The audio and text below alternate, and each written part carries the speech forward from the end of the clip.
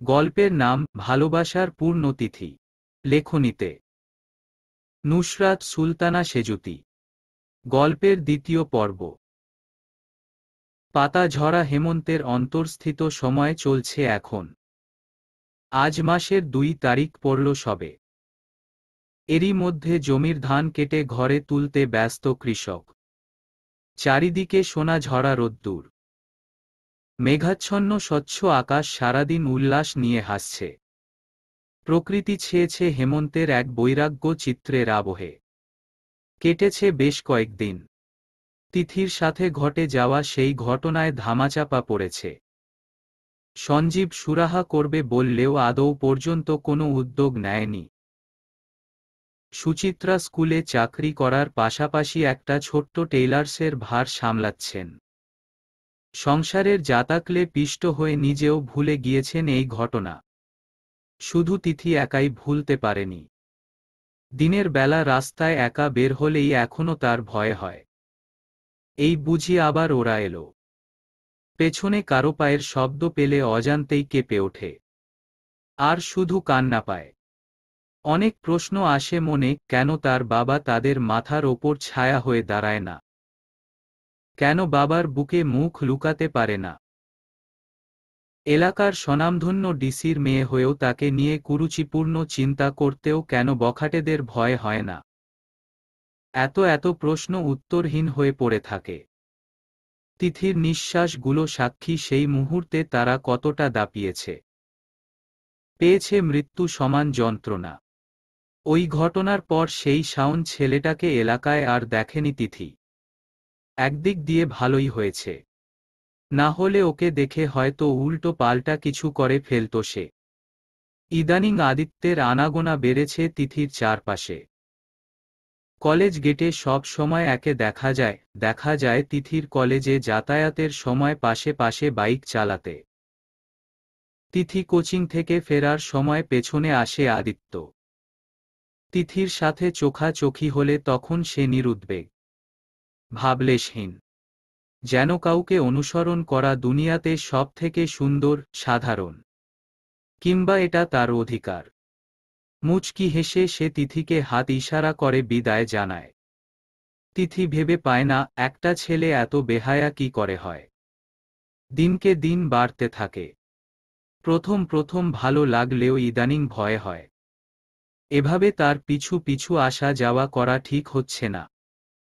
কোনোভাবে বাবার কানে গেলে সর্বনাশ হবে। তারা দু ভাই বোন তিল পরিমাণ কিছু করলে সেটাকে তাল বানিয়ে সব দোষ মায়ের ঘাড়ে চাপানোই তার বাবার একমাত্র কাজ। এই তো সেবার স্বপ্ন চতুর্থ শ্রেণীর প্রথম সাময়িকক পরীক্ষায় গণিতে টেনেটুনে পাশ করে, এ নিয়ে তার বাবা আকার ইঙ্গিতে মাকেই দোষারোপ করেছিল। তাই নিজেকে নিয়ে আর ঝামেলা পাকাতে মন সায় দিচ্ছে না তিথির। বাবা মায়ের সম্পর্ক ঠিক না হোক, নতুন করে বিগড়ে যেন না যায়। আদিত্যকে বারণ করা উচিত। তিথি মনে মনে শক্ত করল নিজেকে। আদিত্য ছেলে, এসব ব্যাপারে কেউ তার দোষ দেখবে না। সমাজে যে ছেলেদের 7 খুন মাফ। অনেক কিছু ভেবে গায়ে ওড়না পেঁচিয়ে বের হলো তিথি। বৃষ্টি নেই বাসায়। কোথাও একটা গিয়েছে। স্বপ্ন স্কুলে, মা টেইলার্সে। কলেজ আগে শেষ হওয়ায় অনেক আগেই বাসায় ফিরেছে সে। ভালোই হলো। এই ফাঁকে আদিত্যের সাথে কথা বলা যাবে। কলেজ থেকে ফেরার সময় লোকটা তো পেছনে পেছনে এসেছে। এখনো কি আছে? তিথি তাড়াহুড়ো করে দরজায় তালা দেয়। দ্রুত পায়ে হাঁটে। মোড়ের মাথায় একটা টং দোকান আছে। দোকানদার হলো ফিরোজ কাকার ছেলে। কোচিংয়ে যাওয়ার সময় আদিত্য ওখানেই বসে থাকে। এখনো থাকবে নিশ্চয়ই। তিথি দোকানটার সামনে এসে দাঁড়াল। দোকানের ঝাঁপ লাগাচ্ছে। রুস্তম, মানে ফিরোজের ছেলে, তিথিকে এদিক ওদিক দেখল। কোথাও আদিত্য নেই। মনটা খারাপ হয়ে এলো। মুখ কালো করে হাঁটা ধরতেই আবার থেমে গেল। ধরফরিয়ে ঘুরে তাকালো সচেতন চোখে। ব্রিজের ওপর একটা বাইক রাখা, তার সাথে হেলান দিয়ে দাঁড়িয়ে আছে আদিত্য। তিথি একবার রুস্তমের দিকে তাকালো। রুস্তম দোকান বন্ধ করে বাড়ির দিকে চলে গেছে। তিথি নিশ্চিন্তে এগোলো ব্রিজের দিকে। মধ্য দুপুর হওয়ায় আশপাশ নিরিবিলি। তিথির তাও ভয় লাগছে, কেউ দেখে আবার উল্টো পাল্টা না ভাবলে হয়। তিথি ব্রিজের ওপর উঠল। রঞ্জন, আরিফ এরাও আছে আদিত্যের সাথে। সবাই মিলে আদিত্যর ফোনে উৎসুক হয়ে কিছু একটা দেখছে। সবার প্রথমে রঞ্জনের চোখে পড়ল তিথির দিকে। ভ্রুকুচকে ভালো করে দেখল। এটা তিথি।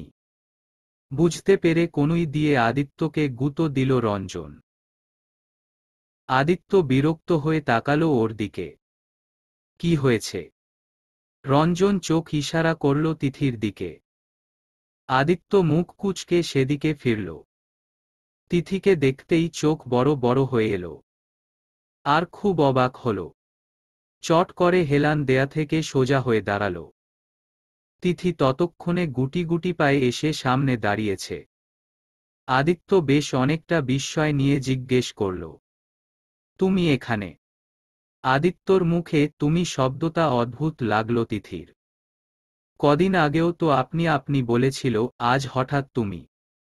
তিথি ইতস্তত করছে।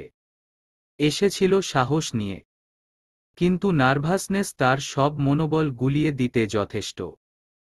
তিথি আদিত্যর দিকে কোনো রকমে তাকাচ্ছে, আবার তড়িৎ গতিতে চোখ ফিরিয়ে নিচ্ছে। আদিত্য তার দিকে একভাবে চেয়ে তো আছেই, সাথে রঞ্জন আর আরিফও হা করে তাকিয়ে আছে। অস্বস্তি কয়েক গুণে বেড়ে গেল তিথির। ওড়নার প্রান্তে আঙুল প্যাঁচাতে লাগল। আদিত্য হয়তো বুঝে ফেলল, মুচকি হেসে আরিফ আর রঞ্জনকে বলল, তোরা একটু যা। তিথির অবাক লাগল। আদিত্য তার মনের কথা বুঝে নেয়, কিন্তু কিছু না বলে চুপ করে থাকল। আরিফ রঞ্জন দাঁত বার করে হাসে। চোখে চোখে আদিত্যকে নিঃশব্দে টিটকারি মারল দুজন। আদিত্য চোখ পাকাতেই দুটোতে কেটে পড়ল সাথে সাথে। আদিত্য তিথির দিকে চেয়ে হেসে বলল, বলো এবার। তিথি জিভ দিয়ে ঠোঁট ভেজাল। যথাসম্ভব চেষ্টা করল গলা শক্ত করতে, কিন্তু হচ্ছে না। কেমন তালগোল পাকাচ্ছে। কেন? ইদানিং আদিত্যকে দেখলেই কেমন অপ্রস্তুত লাগে, লজ্জা লজ্জা অনুভূতি হয়। তিথি কোনো রকম আওয়াজে বলল, আপনি আমাকে ফলো করেন কেন? আদিত্য অবাক হওয়ার ভান করে বলল, ফলো করি নাকি? তিথি ভ্রু কুঁচকে বলল, ঢং করছেন। আপনি জানেন না? আদিত্য মাথা নেড়ে বলল, না তো।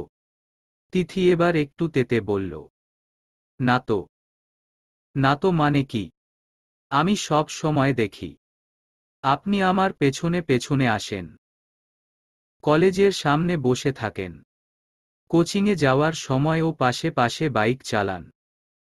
সব সময় আমার দিকে কেবলাকান্তের মতো তাকিয়ে থাকেন। আবার বলছেন আপনি জানেন না। আদিত্য একটু ভেবে বলল, আমি তোমার পেছনে পেছনে আসি কেন? তুমি সামনে থাকো বলেই তো। আর আমি যে তোমাকে সব সময় দেখি, এটা তুমি কি করে বুঝলে? তার মানে তুমিও নিশ্চয়ই আমায় দেখো। আদিত্য ভ্রু নাচাল। তিথি থতমত খেয়ে বলল, মোটেও না। আমি কেন আপনাকে দেখতে যাব? সেটা তো তুমিই ভালো জানবে। তিথির ঠোঁট শুকিয়ে যাচ্ছে। কি বলতে এলো আর কি বলছে। গলা থেকে উঁচু আওয়াজ বের করতেও কষ্ট হচ্ছে। অথচ স্কুলে এই জোরে কথা বলা নিয়ে কত বিখ্যাত ছিল এক সময়। তিথি নিজের মধ্যে একটু দৃঢ়তা আনার চেষ্টা চালাল। বলল, দেখুন, অত শত জানি না। আপনি এভাবে আমার পেছনে আসবেন না। লোকে খারাপ ভাববে। আদিত্য নিরুদ্বেগ ভাবে বলল, লোকে কি ভাবল তাতে আমাদের কি? ওদের কাজ উল্টো পাল্টা ভাবা, ভাবুক না। তাই বলে আমি কেন আমার ডেইলি রুটিন পাল্টাবো? তিথি কাটকাট গলায় প্রশ্ন করল, তার মানে আপনি আমার কথা শুনবেন না? আদিত্য মুখের ওপর বলল, না। তিথি কাদো কাদো মুখ করে চেয়ে থাকল। এখন একে কথা কি করে শোনাবে? যতটা ভালো ভেবেছিল ততটাও ভালো নয় এই ছেলে, ততটা কি এক ফোঁটাও নয়। আদিত্য পেছনে দুহাত বেঁধে তিথির মুখের সামনে একটু ঝুঁকে এলো। তিথি পিছিয়ে নিল মাথাটাকে। আদিত্য ভ্রু উঁচিয়ে আস্তে করে বলল, আর কিছু বলবে? তিথি ঢোক গিলে বলল, শুনুন, ভালয় বলছি, এভাবে আমার পিছু নেবেন না। কাজ হবে না তিথি, অন্য কিছু বলো। তিথি অবাক হয়ে বলল, আপনি আমার নাম জানলেন কি করে? আদিত্য ভ্রু কুঁচকে বলল, কেন? এটা আর এমন কি? জানতে তো হতোই। আফটার অল ফলো করি তোমায়। আদিত্য হাসল। তিথি বিরক্ত হয়ে বলল, কেন করছেন এমন? আদিত্য দু হাত পকেটে গুজে দাঁড়াল। বলল, কেন করছি? সত্যি বলবো না মিথ্যে? তিথি মুখ কুঁচকে নিল। আদিত্য লম্বা একটা নিঃশ্বাস ফেলে বলল, আমার তোমাকে ভালো লাগে, ভীষণ ভালো লাগে। সেদিন শপিং সেন্টারে প্রথম দেখেই এটা বুঝে ফেললাম ঠিকই, কিন্তু ভালোবাসি কিনা সেটা নিশ্চিত হতেই পিছু নিচ্ছি। তিথি বিস্ময়ে স্তম্ভিত। গোল চোখে তাকিয়ে থাকল কিছুক্ষণ। বুকের ভেতর কেমন হাতুড়ি পেটা শুরু হল। খানিক সময় বিমূঢ় হয়ে থেকেই হঠাৎ দৌড়ে চলে গেল। আদিত্য পেছনে থেকে দুবার ডাকল। তিথি থামল না। এক ছুটে বাড়ির রাস্তায় ঢুকে গেল সে। আদিত্য হেসে মাথা চুলকাল। মেয়েটা লজ্জা পেয়েছে হয়তো। বৃষ্টির মোবাইল সমানে ভাইব্রেট হচ্ছে। কিন্তু বৃষ্টি চোখ বুজে বিছানায় হেলান দিয়ে বসে আছে। ফোন বাজছে, শুনছে। ইচ্ছে করেই তুলছে না। কার ফোন তার জানা। স্ক্রিনে গোটা অক্ষরে আদিত্য নামটা ভাসছে। আবার নিভে যাচ্ছে। 11 বারের মতো ফোনটা বাজতেই বৃষ্টি মুখ থেকে বর্গীয় একটা শব্দ করল। বিরক্ত হয়ে ফোন তুলল। কি হয়েছে, এতবার কল করছো কেন? বৃষ্টির ক্রুদ্ধ কণ্ঠেও আদিত্য নম্র ভাবে বলল, ফোন করছি নিশ্চয়ই কথা আছে। এভাবে আমাকে এভয়েড কেন করছো বৃষ্টি? এভয়েড করছি? তাহলে তো বুঝেই ফেললে, এরপরেও আমার পেছনে পড়ে থাকা কি ঠিক হচ্ছে? প্লিজ বৃষ্টি। বৃষ্টি ব্যস্ততা দেখিয়ে বলল, আমার অনেক কাজ আছে আদিত্য, যা বলবে বলো তাড়াতাড়ি। আদিত্য বলল, ডিভোর্সটা না দিলে হয় না। না হয় না। আমি তোমার সাথে থাকতে চাইছি না। প্লিজ আদিত্য, শান্তিতে থাকতে দাও। মেয়েদের মতো ফ্যাচ ফ্যাচ করো না। অসহ্য লাগে। বাহ, এখন আমাকে অসহ্য লাগে? একটা বছর সংসার করলে আর এখন কিনা অসহ্য লাগছে? হ্যাঁ লাগছে। তখন ভালো লেগেছে সংসার করেছি, এখন লাগছে না তাই করছি না। Leave me alone please. আর এরপরেও যদি বিরক্ত করো আমি কিন্তু বাবাকে জানাতে বাধ্য হব। আদিত্য তাচ্ছিলের হাসি টেনে বলল, তাই নাকি? তা আমার সাথে প্রেম করার সময় বাবাকে বলোনি কেন? আমার টাকায় ফুটানি করার সময় কই ছিল তোমার বাবা? যেই একটু অবস্থাটা খারাপ হয়েছে অমনি পল্টি খেয়ে বাবার কাছে চলে গেলে। আসলে তুমি একটা স্বার্থপর আর লোভী মেয়ে। আর এই জন্যেই তোমার মা তোমাকে সহ্য করতে পারে না। এবার তো বুঝলাম তুমিও একটা মেয়ে আর অন্যরাও মেয়ে। নিজের ছোট বোনের থেকেও কিছু শিখতে পারো তো। বাপের সম্পত্তির লোভে অন্তত তোমার মতো মাকে ছেড়ে যায়নি তুমি। আদিত্য আর কিছু বলার আগেই বৃষ্টি দুম করে লাইনটা কেটে দিল। ফোনটাকে ছুঁড়ে মারল দূরে। রাগে গজগজ করছে শরীর। এই আদিত্য ছেলেটা তার হাড় মাংস জ্বালিয়ে খেল। বিয়ে করেছিল ঠিক আছে, এখন ছাড়তে চাইছে না কিছুতেই। একবার সংসার থেকে মন উঠে গেলে সেই মন আর বসানো যায়? আর কত সাহস! এত বড় কথা শোনালো। আমি লোভী। স্বার্থপর। হ্যাঁ তাই। আমি তাই।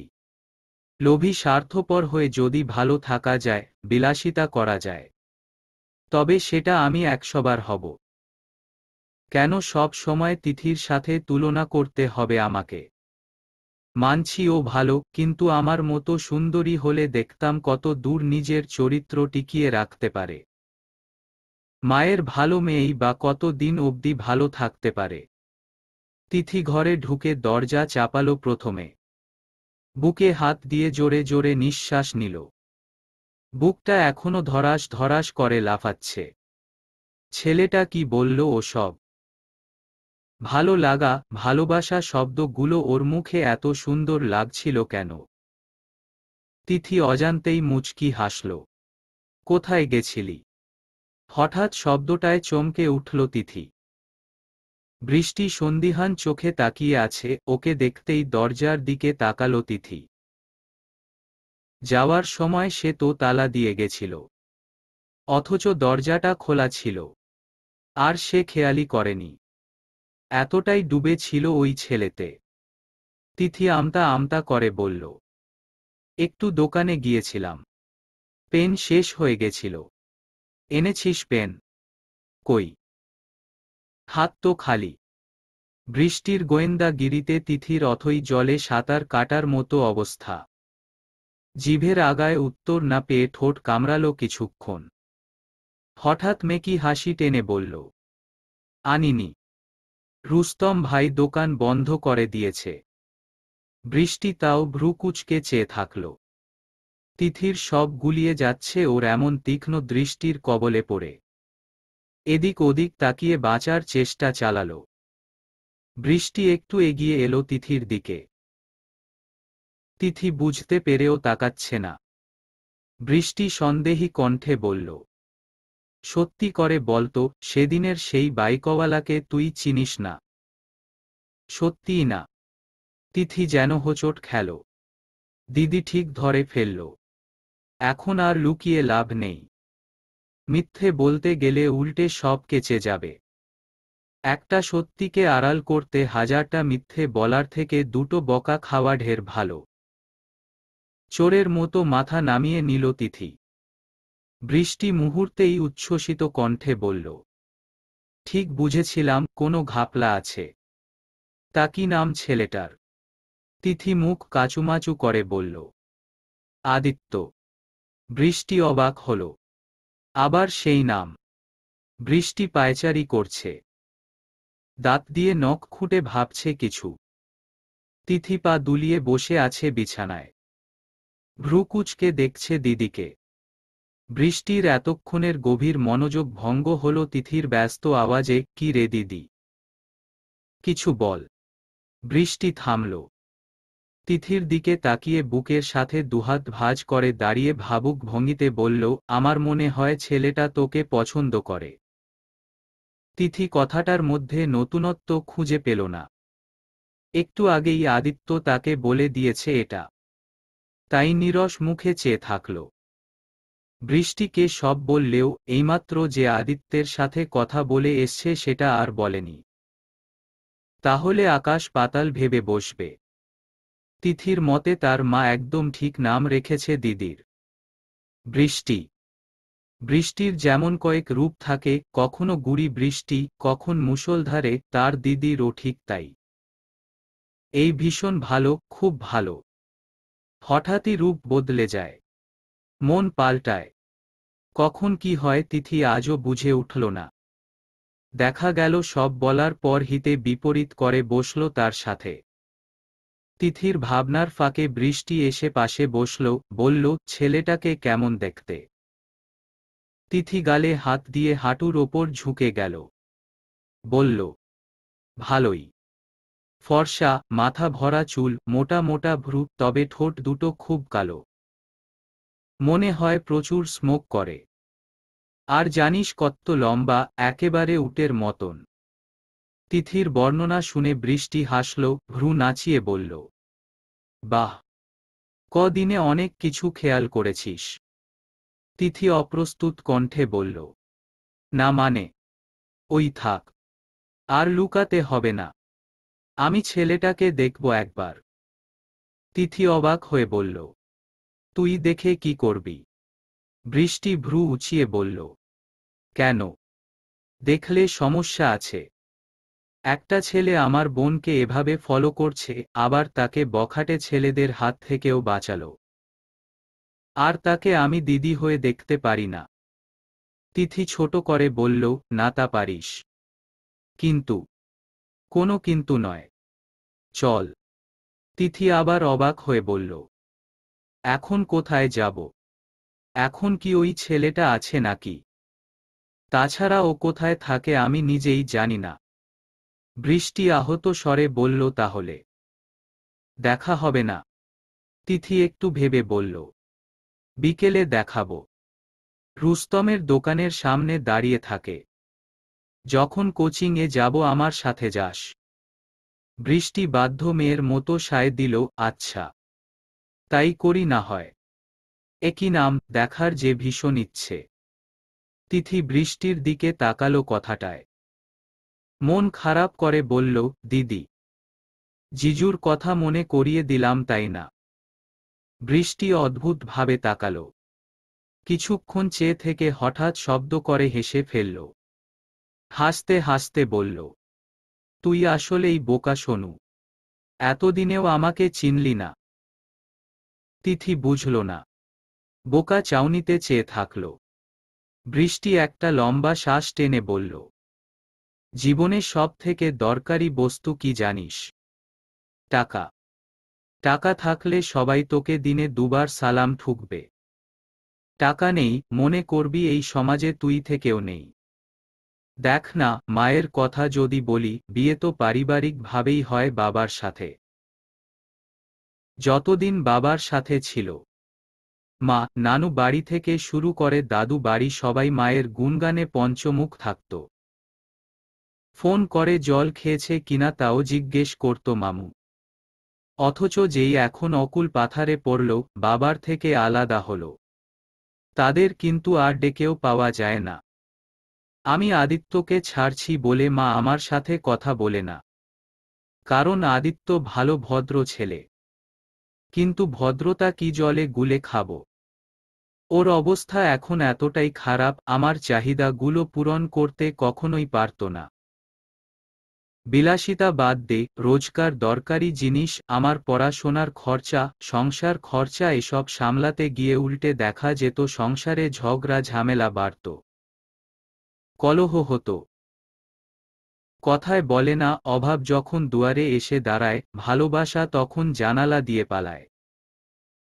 এমন কিছু হওয়ার আগেই আমি নিজেকে মুক্ত করতে চাইছি। একবার ওয়েল সেটেল হলে এমন ভদ্র আদিত্যের আর অভাব হবে না রে। অভাব হবে না। তিথি হা করে তাকিয়ে বোনের কথা শুনছিল, বিস্মিত হল বোনের চিন্তাধারা দেখে।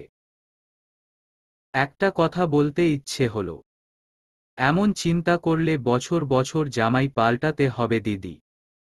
কিন্তু মুখের ওপর কথাটা বলার সাহস কুলাল না। বললেই তার দিদি চটে যাবে। মুখের ওপর সত্যি কথাগুলো সহ্য করতে পারে কজন? এসেছে দুদিনের জন্যে, ঝামেলা করেই বা কি লাভ? কিছু অপ্রিয় সত্যি লুকিয়ে রাখা ভালো। ভালো মাঝে মাঝে চুপ করে থাকা।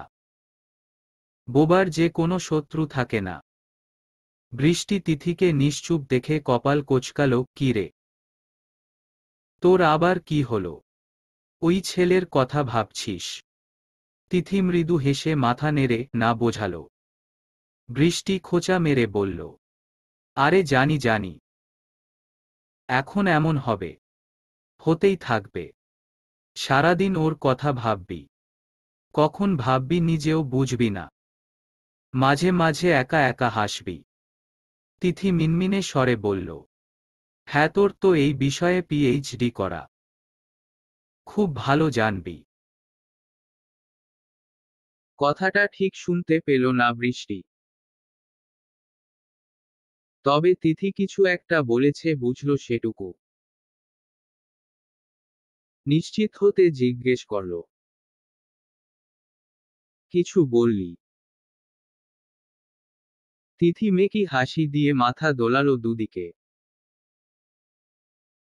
যার অর্থ সে বলেনি।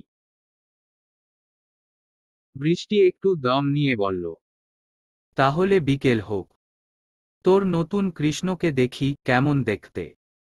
তিথি মুখ কুঁচকে বলল, ধ্যাত, তুইও না, এইটুকুতে কৃষ্ণ বানিয়ে দিলি। যাকগে, তুই বসে বসে ওসব ভাবতে থাক। আমি যাই খেতে, পেটে ইঁদুর ছুটছে আমার। সকালে না খেয়ে গেছিলাম কলেজে। তুই খেলে আয়। তিথি উঠে গেল। বৃষ্টি বিছানায় কাত হয়ে শুয়ে পড়ল। বলল, আমার পেট ভরাই আছে, বাইরে গেছিলাম না, একজন খাইয়েছে। বৃষ্টি দুষ্টু হাসল। তিথি ফোঁস করে একটা নিঃশ্বাস ফেলল। দিদি আর পাল্টাবে বলে মনে হয় না। আদিত্য দাদা কেঁদে কেঁদে মরছে বউকে ফিরে পেতে, আর ইনি অন্য ছেলে নিয়ে ঘুরছে। ফিরে তাকিয়ে বলল, বাইরে যাচ্ছিস যে, বাবা দেখলে কিন্তু সর্বনাশ হয়ে যাবে। একে তো মিথ্যে বলে এসে এতদিন আছিস, দ্বিতীয়ত মায়ের কাছে এসছিস। তুই তো মায়ের ঘাড়ে দোষটা দিয়ে বেঁচে যাবি, কিন্তু বাবা তো মাকে কথা শোনাবে আবার। তিথির কথায় বৃষ্টির হাসি উবে গেল। দ্রুত উঠে বসে তেতে বলল, কি বলতে চাস তুই? আমি মিথ্যে বলে বাবার কাছে মাকে খারাপ বানাই? তিথি ঠোঁট কামড়াল। হতাশ চোখে তাকালো দিদির দিকে। এখন সে মুখ খুললেই ঝগড়া বাঁধবে, তাতে ভুল নেই।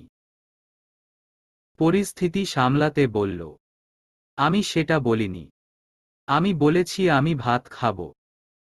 কথাটা বলেই তিথি রান্নাঘরে চলে গেল। প্রসঙ্গ পাল্টালো তিথি। বৃষ্টি পরিষ্কার বুঝল সেটা। বিরক্তি নিয়ে চেয়ে থেকে ধরাম করে শুয়ে পড়ল আবার। বিকেলের প্রথম দিক। ঘড়ির কাঁটায় 4:20। তিথি তাড়াহুড়ো করে বই ঢোকাচ্ছে কাঁধ ব্যাগে।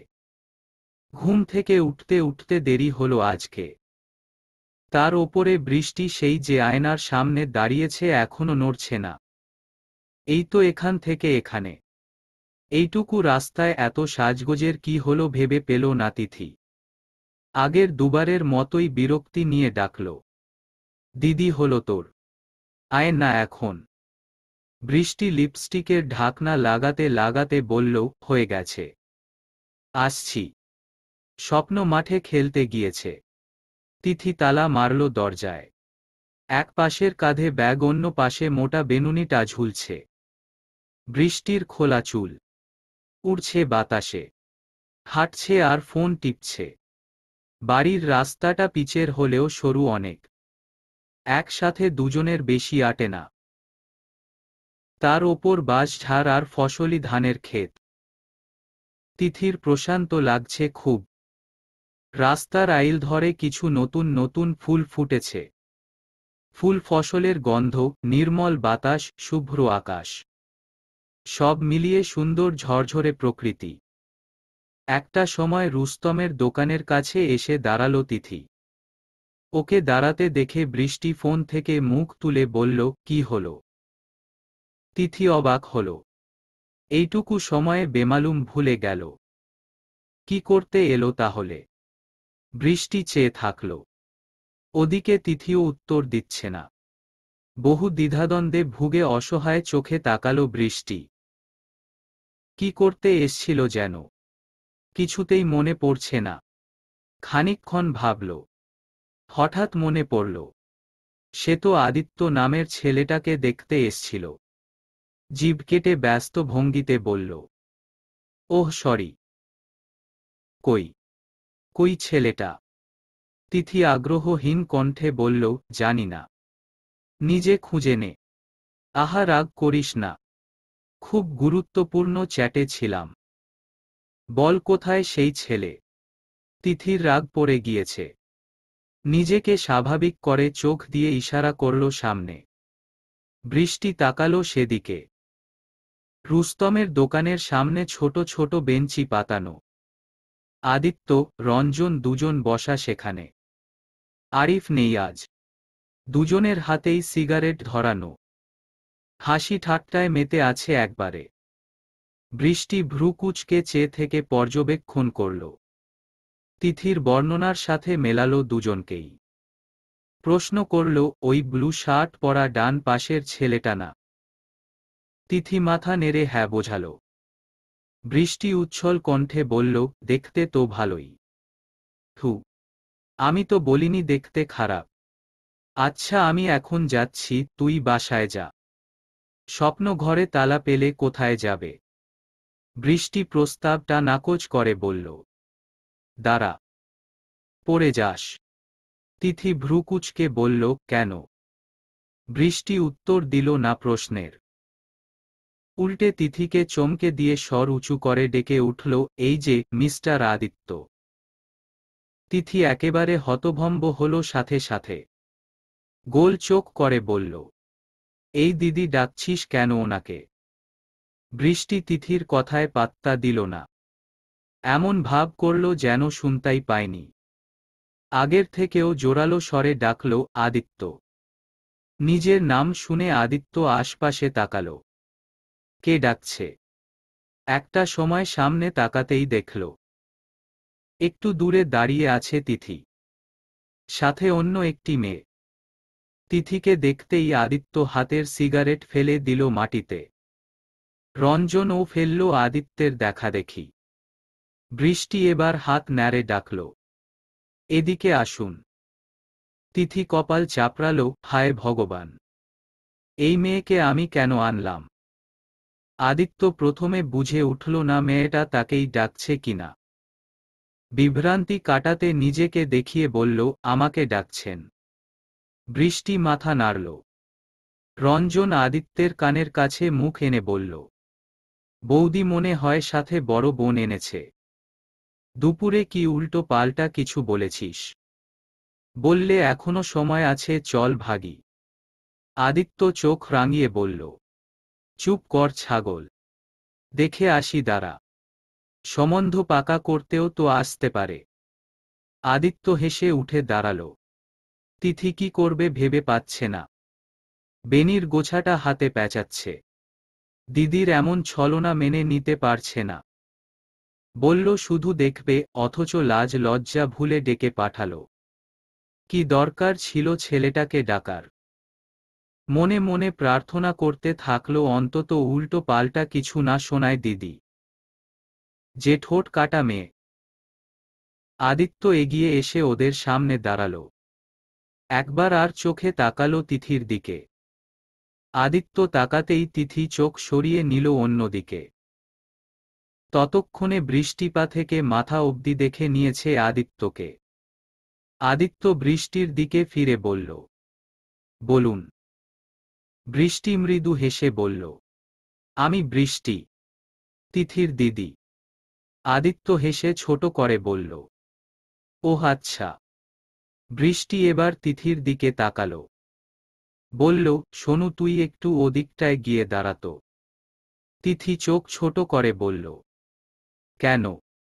বৃষ্টি কপট রাগ দেখিয়ে বলল, আমি বলেছি তাই। তিথি লজ্জা পেল। বড়দের কি শাসন সব সময় করতে হয়, বিশেষ করে অন্যদের সামনে? ছোটদেরও তো প্রেস্টিজ বলে কিছু থাকে নাকি? তিথি ঠোঁট উল্টে একটু দূরে গিয়ে দাঁড়াল ওদের থেকে। আদিত্য মুচকি হাসল, তবে অতি সন্তর্পণে। বৃষ্টি ভনিতা ছাড়াই সরাসরি প্রশ্ন ছুড়ল, আপনি কি তিথিকে ভালোবাসেন? মাত্রই স্কুল থেকে বের হলেন সুচিত্রা। ঘেমে নিয়ে একাকার হয়ে আছে পুরো শরীর। আজ ছাতা আনতেও ভুলে গিয়েছেন। রোদ্দুরটা সোজা এসে লাগছে মাথার ওপর। এখন আবার টেইলার্সে যেতে হবে। খিদেও লেগেছে ভীষণ। বাসা থেকে খাবার এনেছিল সাথে, কিন্তু ব্যস্ততায় সময় মতো খেতে না পারায় পচে গন্ধ বের হয়েছে তা দিয়ে। সুচিত্রা এলোমেলো পায়ে হাঁটছেন। ক্লান্ত লাগছে, পিপাসাও পেয়েছে। আশপাশ দেখলেন একবার। দোকানগুলো এখনো খোলেনি। একটু পানি কিনে খাওয়া যেত অন্তত। এভাবে হাঁটতে পা সায় দিল না। গিয়ে বসলেন একটা দোকানের বেঞ্চের ওপর। এখানে ছায়া পড়েছে। ঠান্ডাও লাগছে কিছুটা। আরাম হচ্ছে। কিছুক্ষণ কেটে গেল। একটা সময় দোকানের মালিক চলে এলো। দোকান খুলতে সুচিত্রাকে বসতে দেখে হেসে বলল, আরে সুচিত্রা বৌদি, কি ব্যাপার এখানে বসে আছেন? সুচিত্রাও ক্লান্ত মুখে হাসি টেনে বললেন, এমনি দাদা, একটু ক্লান্ত লাগছিল, তাই। লোকটা ঝাঁপ তুলছিল দোকানের। সুচিত্রার কথায় কপাল কুঁচকে তাকিয়ে বলল, দেখে তো অসুস্থ অসুস্থ লাগছে। পানি খাবেন একটু? সুচিত্রা হ্যাঁ বোধক মাথা দোলালেন। শ্বাস উঠছে। কষ্ট হচ্ছে কথা বলতে। লোকটা ফ্রিজের ভেতর থেকে একটা ঠান্ডা পানির বোতল বের করে এগিয়ে দিল সুচিত্রার দিকে। নিন খান, ভালো লাগবে। সুচিত্রা দ্রুত হাতে বোতলের ছিপি খুলে ঢকঢক করে পানি খেতে শুরু করে। প্রাণ জুড়িয়ে এলো এখন। মুখ মুছলেন শাড়ির আঁচলে। লোকটা দোকানের সামনে চিপসের প্যাকেটে গুলো ঝোলাচ্ছিল তখন। সুচিত্রা ব্যাগে হাত দিয়ে দেখলেন খুচরো নেই। দুটো 100 টাকার নোট পড়ে আছে। লোকটার দিকে চেয়ে বললেন, ভাঙতি আছে দাদা? না বৌদি, মাত্র দোকান খুললাম, এখনো বেচাকেনা হয়নি। আপনার কাছে নেই? না। লোকটা থামিয়ে দিয়ে বলল, তাহলে এখন দিতে হবে না বৌদি, পরে দিয়েন। আর কিছু খাবেন? সুচিত্রা হেসে বললেন, না দাদা, আমি এখন উঠি তবে। বাড়ি ফেরার সময় দিয়ে যাব। সুচিত্রা যাওয়ার জন্যে বসা থেকে উঠে দাঁড়ান। হঠাৎ লোকটা বলে ওঠে, বিকাশ দাদার সাথে কি আজকের সম্পর্ক বলুন? সামান্য 15 টাকা কিভাবে নিতে পারি? আজ বরং থাক বৌদি, মাঝে মাঝে খাবার নিয়েন। সব মিলঝিল করে একবারে অন্য কখনো দিয়েন। স্বামীর নাম শুনে মুখ কালো হয়ে এলো সুচিত্রার। এই লোকের দৌলতে কোনো সুযোগ সুবিধা উপভোগ করা মানে জেনে শুনে বিষপান করার মতন। সুচিত্রার মুখটা মুহূর্তেই শক্ত হয়ে এলো। লোকটার দিকে 100 টাকার নোটটা এগিয়ে দিয়ে বললেন, আপনি এটাই রাখুন, বাকি টাকা পরে নিয়ে যাব। লোকটা তাও আপত্তি করল। অহেতুক বাড়াবাড়ি সহ্য করতে না পেরে সুচিত্রা টাকা বেঞ্চের ওপর রেখে বললেন, আসছি। সেখান থেকে বেরিয়ে নিজের টেইলার্সের দিকে হেঁটে গেলেন সুচিত্রা। লোকটা অবাক হয়ে তাকিয়ে থাকল ততক্ষণ। সম্পূর্ণ বিষয়টা দূর থেকে দেখলেন বিকাশ। গাড়ির মধ্যে বসে। এত দূর থেকে কথাগুলো কানে না পৌঁছালেও অকারণেই অধিক রাগ লাগছে তার। সামান্য একজন দোকানদারের সাথে তার স্ত্রী হাসি ঠাট্টায় ফেটে পড়ছিল। বিকাশ ঠোঁটে তাচ্ছিল্যের গাঢ় হাসি টেনে বললেন, এখনো নিজেকে শোধরালে না সুচি? সেই কুকুরের লেজের মতোই রয়ে গেলে। বিকেল গড়িয়ে সন্ধে। শহরটাকে আঁকড়ে ধরেছে এক মুঠো অন্ধকার। ঘড়িতে 7টা বাজে। সূর্য ডুবেছে অনেকক্ষণ। বসার ঘর আর শোবার ঘরের আলো ঝালানো। বসার ঘরের সোফায় বসে জোরে জোরে উচ্চারণ করে পড়ছে স্বপ্ন। আজকেও বাংলা বই। বাংলা পড়তে কষ্ট কম। মাথা ঘাটাতে হয় না, কোনো পরিশ্রম হয় না বলে এই একটা বই সকাল বিকেল আওড়ায় সে। শোবার ঘরে তিথি, বৃষ্টি একসাথে। বৃষ্টি বরাবরের মতো ফোন ঘাঁটতে ব্যস্ত। কিন্তু মেজাজ তেতে আছে তিথির। ভীষণ রকম ক্ষেপে আছে বৃষ্টির ওপর। বৃষ্টির মধ্যে আদৌ এ নিয়ে হেলদোল আছে বলে সন্দেহ। তিথি জ্বলন্ত দৃষ্টি নিক্ষেপ করল এবার। কড়া কণ্ঠে বলল, দিদি, তুই আমার কথা শুনবি নাকি না? বৃষ্টি ভ্রু কুঁচকে তাকাল। কোন কথা? কিছু বললে তো শুনব। তিথি হাতের বইটাকে শব্দ করে রাখল টেবিলের ওপর। চ্যাতে বলল, ওই লোকের ফোন নম্বর এনেছিস কেন? বৃষ্টি নিরুদ্বেগ ভাবে বলল, তোর জন্যে। তিথি অবাক হয়ে বসে পড়ল চেয়ারে। কপাল চাপড়ে বলল, হায় হায়, ছেলেটা আমায় কি ভাবল? নিশ্চয়ই ভেবেছে আমি তোকে শিখিয়ে দিয়েছি। হ্যাংলা মনে করেছে আমাকে। আমার মান সম্মান ইজ্জত সব ধুলোয় মিশিয়ে দিলি তুই। এও কি আমার মায়ের পেটের বোন? সৎ বোন হলে মেনে নিতাম আমি, কিন্তু তুই এটা করতে পারলি আমার সাথে? কিভাবে? হাউ? বৃষ্টির সহজ স্বীকারোক্তি। কিভাবে পারলাম সে তো দেখলি। আর এতে হ্যাংলা ভাবার কি আছে? তুই তো সাহস করে কোনো দিনও একটা ছেলের থেকে ফোন নম্বর চেয়ে আনতে পারবি না। তাই আমিই এনে দিয়েছি। তোর কাজ বলতে পারিস এক ধাপ এগিয়ে দিয়েছি আমি। আর একবার চাওয়াতেই ছেলেটা যেভাবে দিল মনে হলো ও এই অপেক্ষাতেই ছিল। তিথি জোরালো শ্বাস ফেলে বলল, থাকলে থাকত। ও থাকত। আমি তো আর ছোট হতাম না, তাই না? বৃষ্টি চোখ সরু করে বলল, তুই কেন ছোট হবি আমি তো সেটাই বুঝতে পারছি না। তিথি ভীষণ অসহায় চোখে তাকালো। এখন দিদিকে কি করে বোঝাই? আদিত্য যে আজই আমাকে বলল আমাকে ওর পছন্দ, আর আজই তোকে ওকে দেখাতে নিয়ে গেলাম। তুই নম্বর চেয়ে আনলি, ও নিশ্চিত ভেবে বসে আছে ওটা আমি চেয়ে পাঠিয়েছি। কি করলি রে দিদি? কি করলি? তিথির ভাবনার ফাঁকেই বৃষ্টির মুঠোফোন শব্দ করে বেজে উঠল। ধ্যান কাটল তিথির। বৃষ্টি স্ক্রিনে চোখ বুলিয়ে মুচকি হেসে তিথির দিকে তাকাল। তিথি এই হাসির সঠিক কারণ ধরতে পারল না। বৃষ্টি ফোনটা তিথির দিকে এগিয়ে দিয়ে বলল, নে কথা বল। তিথি বুঝতে না পেরে বলল, কে? কথা বলে দেখ। চিনতে পারিস কিনা? ধর এখন, কেটে যাবে না হলে। তিথি চোখে মুখে এক রাশ জিজ্ঞাসা নিয়ে রিসিভ বাটনে প্রেস করে কানে ঠেকাল। সঙ্গে সঙ্গে ওপাশ থেকে একটা ব্যস্ত শান্ত কণ্ঠ ভেসে এলো, কি করছো তিথি? তিথি জমে এলো প্রায়। এটা তো আদিত্যর কণ্ঠস্বর। নাকি ভুল ভাবছে? সারাদিনে লোকটা মাথায় এমন ভাবে জেকে বসেছে বলে। ধরফর করে স্ক্রিনে চোখ বোলালো তিথি। আননোন নম্বর ভাসছে। সেভ করেনি বৃষ্টি? প্রশ্ন নিয়ে তাকালো বৃষ্টির দিকে। বৃষ্টি মিটিমিটি হাসছে। তিথি বুঝতে পারল সে ঠিক ধরেছে। এটা আদিত্যই।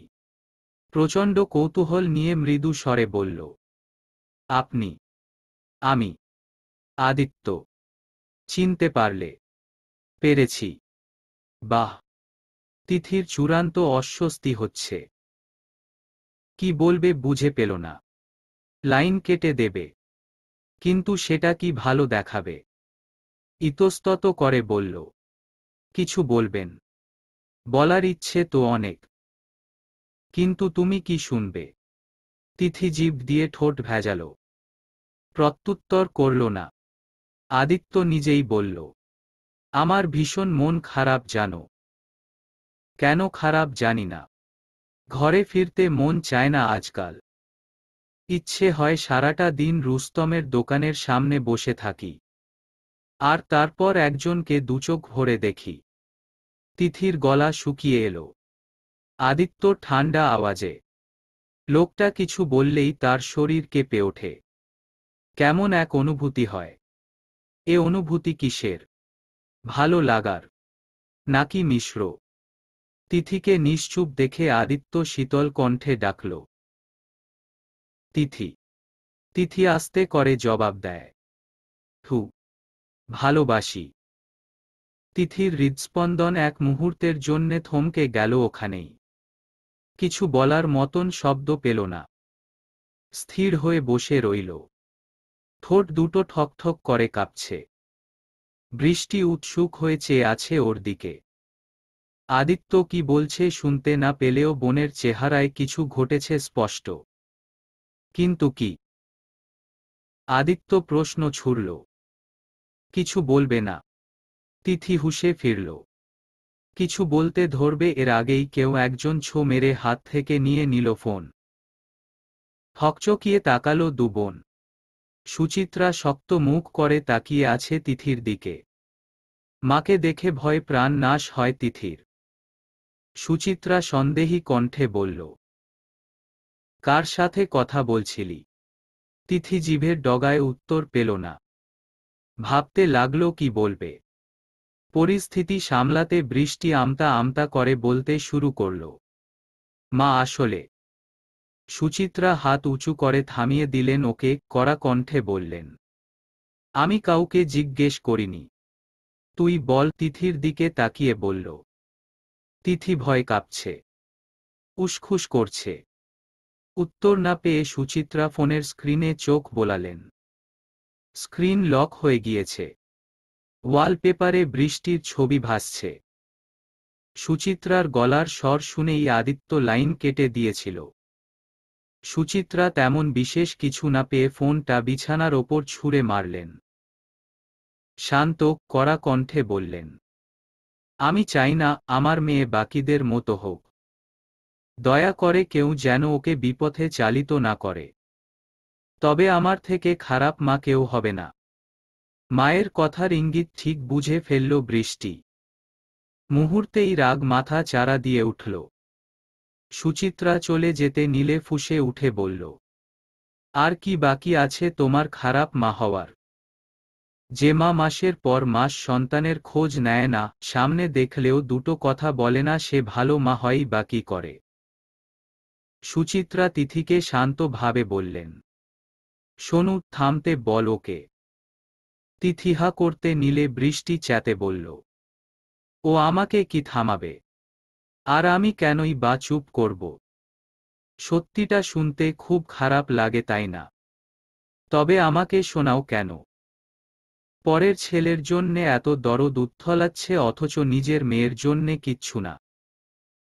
তোমার থেকে তো বাবা অনেক গুণে ভালো। অন্তত শোনু ওদের রাস্তায় পেলেও হেসে কথা বলে। সুচিত্রা ঘুরে তাকিয়ে বললেন, বলেন কারণ শোনু তোর মতো নয়। তুই যা করেছিস তারপর তোর সাথে কথা বলতে আমার রুচিতে বাধে। পরের ছেলের জন্যে আমার দরদ উথলাচ্ছে না, আমি সত্যিটাকে সাপোর্ট করছি। আমরা তো তোকে বিয়ে করার জন্যে জোর জবরদস্তি করিনি, তুই নিজে যেচে করেছিস বিয়ে। ছেলেটার একটু খারাপ অবস্থা হলো কি অমনি তাকে ডিভোর্স দিতে চাইছিস? তুই কি ভাবিস তুই তোর বাবার কাছে না গিয়ে আমার কাছে কেন এসে থাকছিস আমি বুঝি না। পেটে তুই আমায় ধরিসনি, আমি ধরেছি। আমি খুব ভালো করেই জানি তুই এখান থেকে বেরিয়ে প্রত্যেকটা দিন ঠিক কোথায় কোথায় যাস, কার সাথে ঘুরে বেড়াস। কিন্তু কি করার? তোর দায়িত্ব যার সেই বুঝে নি কেশব।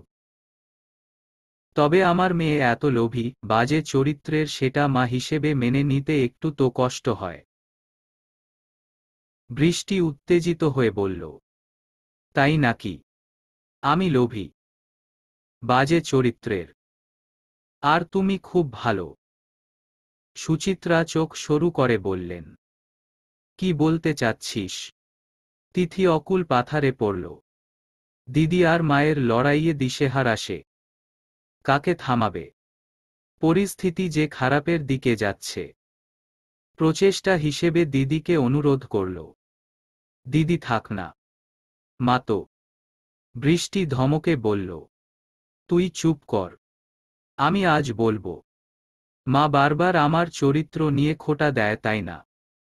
আচ্ছা মা, তুমি নিজে বুঝি খুব চরিত্রবান। তোমার চরিত্র যদি ঠিক থাকতো তবে আজ স্বামীর ঘর করতে। ওভাবে বাবা তোমাকে বের করে দিত না। আদিত্য তো এখনো আমার পায়ে পড়ে আমাকে ফিরিয়ে নিতে চায়, বাবা তো তোমাকে দু চক্ষে দেখতে পারে না। যার নিজের চরিত্রের ঠিক নেই তার মেয়ে কি করে? কথাটা শেষ করার আগেই বৃষ্টির গালে ঠাস করে চর বসালেন সুচিত্রা। ভরকে গেল বৃষ্টি। গালে হাত দিয়ে অবাক চোখে মায়ের দিকে তাকাল।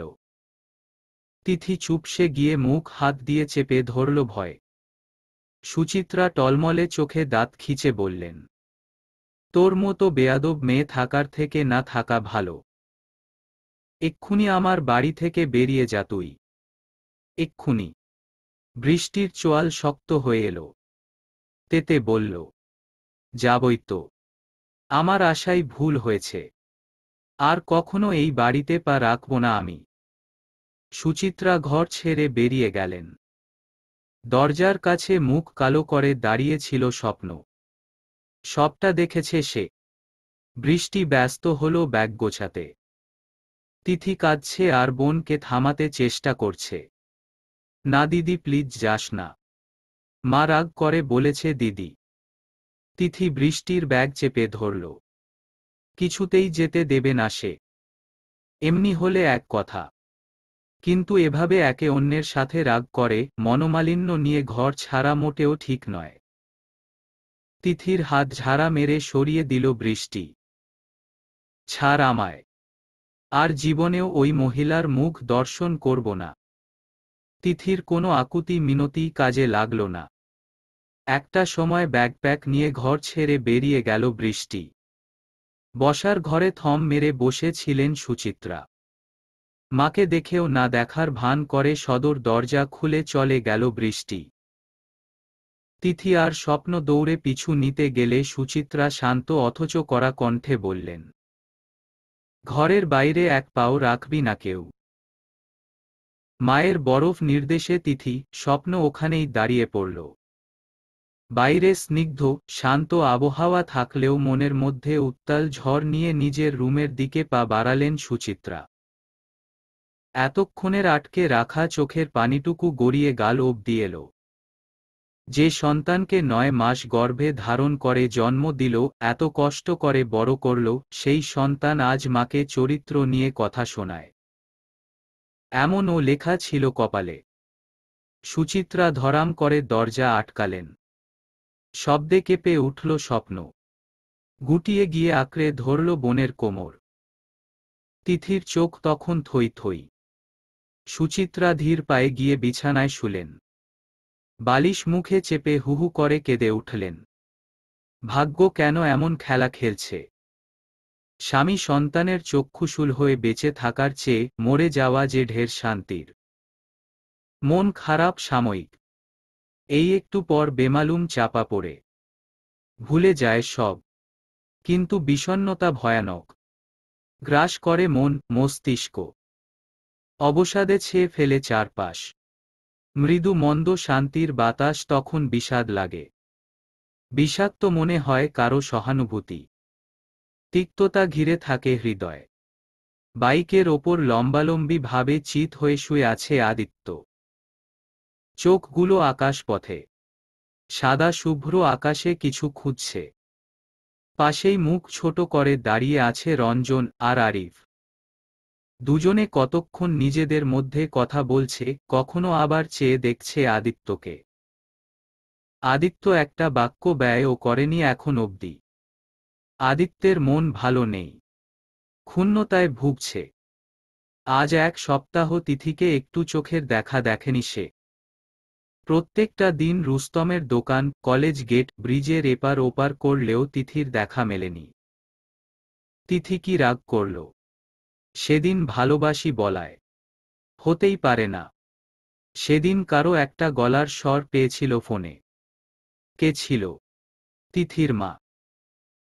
কোনো ঝামেলা হলো কি? এমন হাজারটা প্রশ্ন ৭ দিন দখল করে আছে তার মাথায়। বৃষ্টির থেকে তিথির কোনো খোঁজ না পেলেও তিথির ফোন নম্বর পেয়েছে।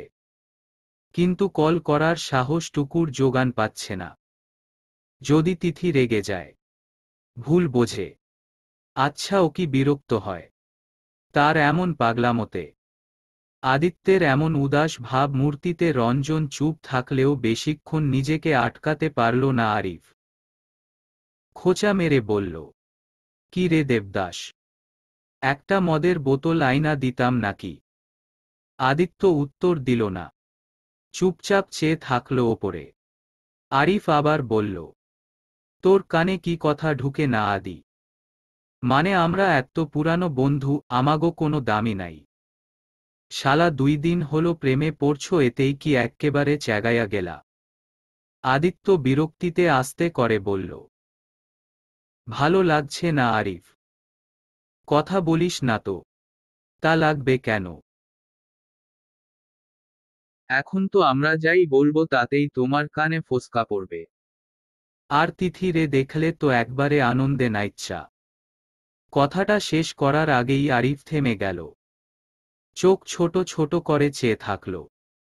তিথি আসছে। আরিফ ভালো করে খেয়াল করে দেখল, হ্যাঁ তিথি।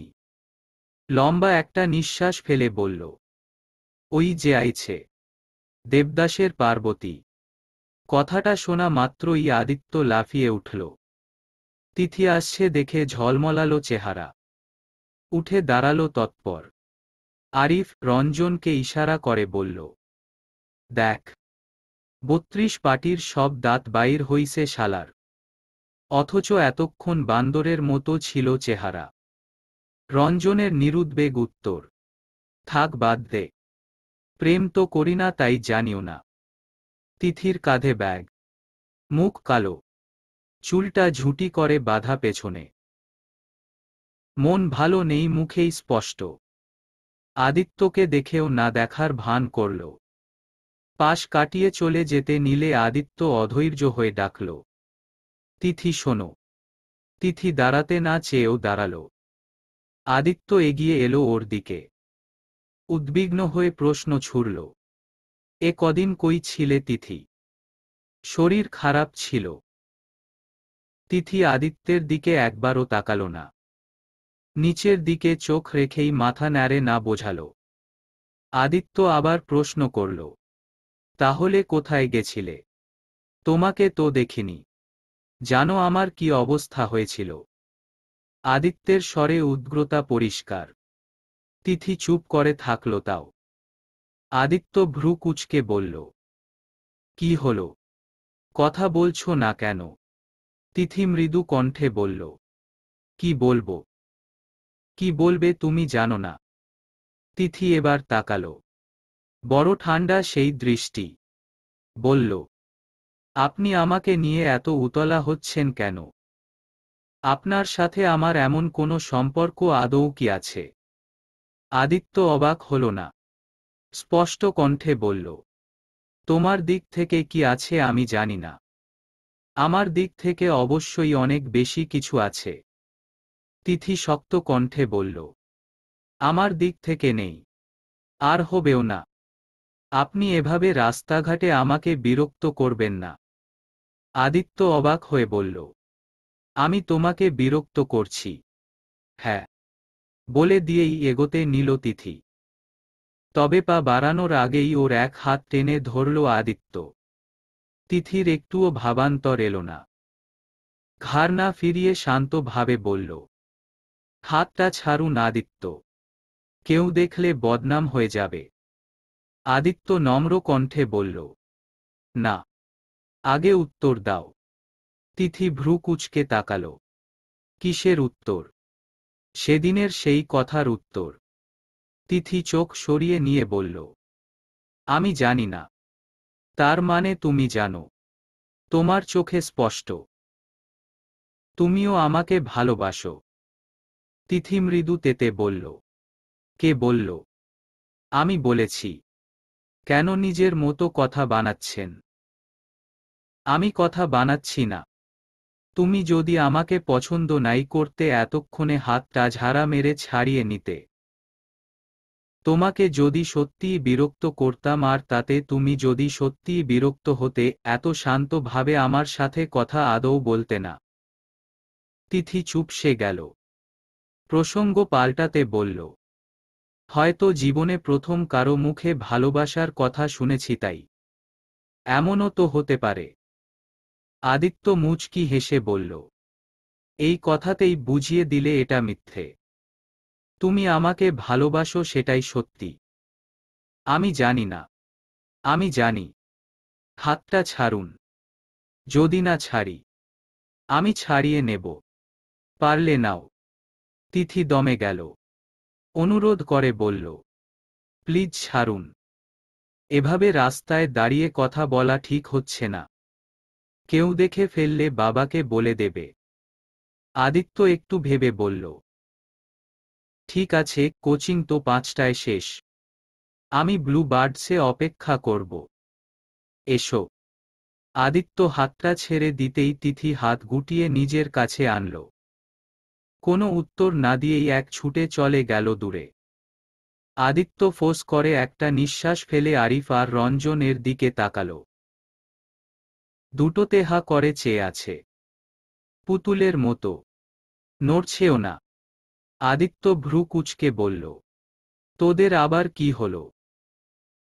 কেউই উত্তর দিল না, চেয়ে থাকল ওভাবেই। আদিত্য ধমকে বলল, মুখ বন্ধ করবি, নাকি রাস্তার বালু খাইয়ে দেব? আরিফ বিমূঢ় হয়ে থেকেই বলল, ভাই আমরা কি করব বল? চোখের সামনে এসব দৃশ্য কি হজম হয়? রঞ্জন তাল মিলিয়ে বলল, এটা আমাদের সেই আদিত্য। ভাবতেই নিজেকে কেমন পাবো না ফেরত পাগল পাগল লাগছে। আদিত্য মুখ কুঁচকে বলল, কেন? কি এমন করেছি আমি? হ্যাঁ। আরিফ বলল, কি করেছিস? তোর মতো একটা ছেলে রাস্তায় মেয়েদের হাত ধরছে, টানাটানি করছে, তুই? এটাও সম্ভব? বলতো। সেই তুই আর এই তুই? আদিত্য মুচকি হাসল। এগিয়ে এসে আরিফের কাঁধে হাত রেখে বলল, আসলে প্রেমে পড়েছি তো। এখন আর আগের মতো থাকলে চলবে না। সাহসী হতে হবে রে, চূড়ান্ত সাহসী। আদিত্য, নেমে এসো বলছি। ডাকটা শুন হুঁশে ফিরল আদিত্য। আশেপাশে তাকালো। হট্টগোলে ভর্তি সেই বিয়ে বাড়ি, লোকজনে ভরপুর। এখনো গাড়িতেই বসে আছে সে। তিথির নাম শুনে কতক্ষণের জন্যে হারিয়ে গেছিল অতীতে। ধ্যান কাটতেই নিজেকে চোরাবালির মধ্যে দেখে হতাশ হলো আবারও। মনে হলো স্বপ্নটাই তো ভালো ছিল, সুন্দর ছিল। আদিত্যর গাড়ির দরজা খুলে দিল কেউ একজন। দীর্ঘশ্বাস ফেলে নেমে এলো সে। কনের মা বরণ ডালা হাতে হাসি মুখে দাঁড়িয়ে আছে সামনে। আদিত্য ধীর পায়ে এগোলো সেদিকে। প্রতিটা পদক্ষেপ মনে হচ্ছে জ্বলন্ত কয়লার ওপরে দিচ্ছে। উলুধ্বনি, শঙ্খ বাজার শব্দে মুহূর্তে মুখরিত হল চারপাশ। এমন সুরেলা শব্দ ও সূচের মতন কানে বিঁধল আদিত্যর। দাঁতে দাঁত চেপে সহ্য করার চেষ্টা চালাল। একটা সময় বরণ শেষে ভেতরে ঢুকল সবাই। বরকে নিয়ে বসানো হলো আসনে। আর কিছু মুহূর্ত বাকি, তারপরই সব শেষ হবে। সত্যিই হবে। অতীত। কাপা কাপা হাতে রেস্টুরেন্টের দরজা খুলল তিথি। ভেতরে ঢুকল। তেমন লোকজন নেই আজ। একটু স্বস্তি পেল এতে। এদিক ওদিক তাকাল। একটা সময় খুঁজে পেল সেই কাঙ্ক্ষিত মুখ। কোণার টেবিলে বসে আছে আদিত্য। একাই আছে। তিথি গুটি গুটি পায়ে এগোলো সেদিকটায়। আদিত্য টেবিলে থাকা কোল্ড কফির স্ট্র নাড়াচ্ছে, খাচ্ছে না। হঠাৎ সামনে তাকাতেই তিথিকে দেখল। মুহূর্তেই ঠোঁটে ফুটল গাঢ় হাসি। দাঁড়িয়ে পড়ল। ব্যস্ত হয়ে চেয়ার টেনে বলল, এখানে আগে বসো তো। তিথি বসল। কাঁধ ব্যাগটা রাখল কোলের ওপর। আদিত্য বসতে বসতে বলল, আমি জানতাম তুমি আসবে। তিথি কিছু বলল না। আদিত্যর চকচকে চেহারার দিকে চেয়ে থাকল। আদিত্য হেসে বলল, কি খাবে? কফি নাকি অন্য কিছু? তিথি বলল, কিছু না। আপনি কিছু বললে তাড়াতাড়ি বলুন। আমাকে বাড়ি ফিরতে হবে, আমার ভাই। তোমার ভাই না হলে একা, তাই তো? তিথি ভ্রু কুঁচকে বলল, আপনি জানলেন কি করে? আদিত্য হেসে বলল, তোমার ব্যাপারে জানব না এমন কিছু আছে? তিথির মুখটা কালো হয়ে এলো। তাহলে আদিত্য নিশ্চয়ই তার বাবা মায়ের ব্যাপারটাও জানে। আর 5টা মানুষের মতোই ও কি মাকে খারাপ ভাববে? কি ভাবছ? উত্তরে তিথি মলিন কণ্ঠে বলল, আপনি আমার ব্যাপারে সব জানেন। যতটুকু জানার জানি, এর বেশি প্রয়োজন নেই। আছে, অনেক কিছু জানার আছে। দেখুন আমার বাবা মা।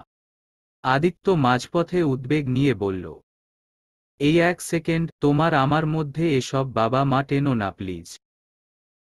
কথা আমাদের নিজেদের মধ্যে, আমরাই থাকি না। তিথি আস্তে করে বলল, আপনার জানা দরকার। উহু, তুমি জানা থাকলেই হবে। আচ্ছা এটা বলো, তুমি এর আগে কখনো প্রেম করেছ? তিথি মাথা দোলালো দুদিকে। আদিত্য ভ্রু নাচিয়ে বলল, বাহ, কিন্তু আমি করেছি। দুটো। তিথি অবাক হয়ে তাকাতেই আদিত্য ব্যস্ত কণ্ঠে বলল, আরে আরে এভাবে তাকিও না। এই প্রেম সেরকম প্রেম ছিল না। একটা ফেসবুকের প্রেম, আরেকটা ফোন কলে। বলতে পারো টাইম পাস ছিল। সামনাসামনি দেখিনি অবধি। মাস খানেক পর আর স্টে করিনি। বাদ দিয়ে দিয়েছিলাম। ভালো লাগছিল না। তিথি মৃদু হেসে বলল, তাহলে আমাকে যদি কখনো ভালো না লাগে, আমাকেও বাদ দিয়ে দেবেন। আদিত্য জ্বলন্ত চোখে চেয়ে রইল কিছু সময়। মুচকি হাসল এরপর। একটু ঝুঁকে এসে সচেতন কণ্ঠে বলল, তোমাকে ভালো লাগছে না এখন? তোমাকে তো ভালোবাসি। ভালোবাসা নতুন পুরনো হয়। কথাটায় কি ছিল জানা নেই। তিথির বুকটা ভালো লাগায় ছেয়ে এলো।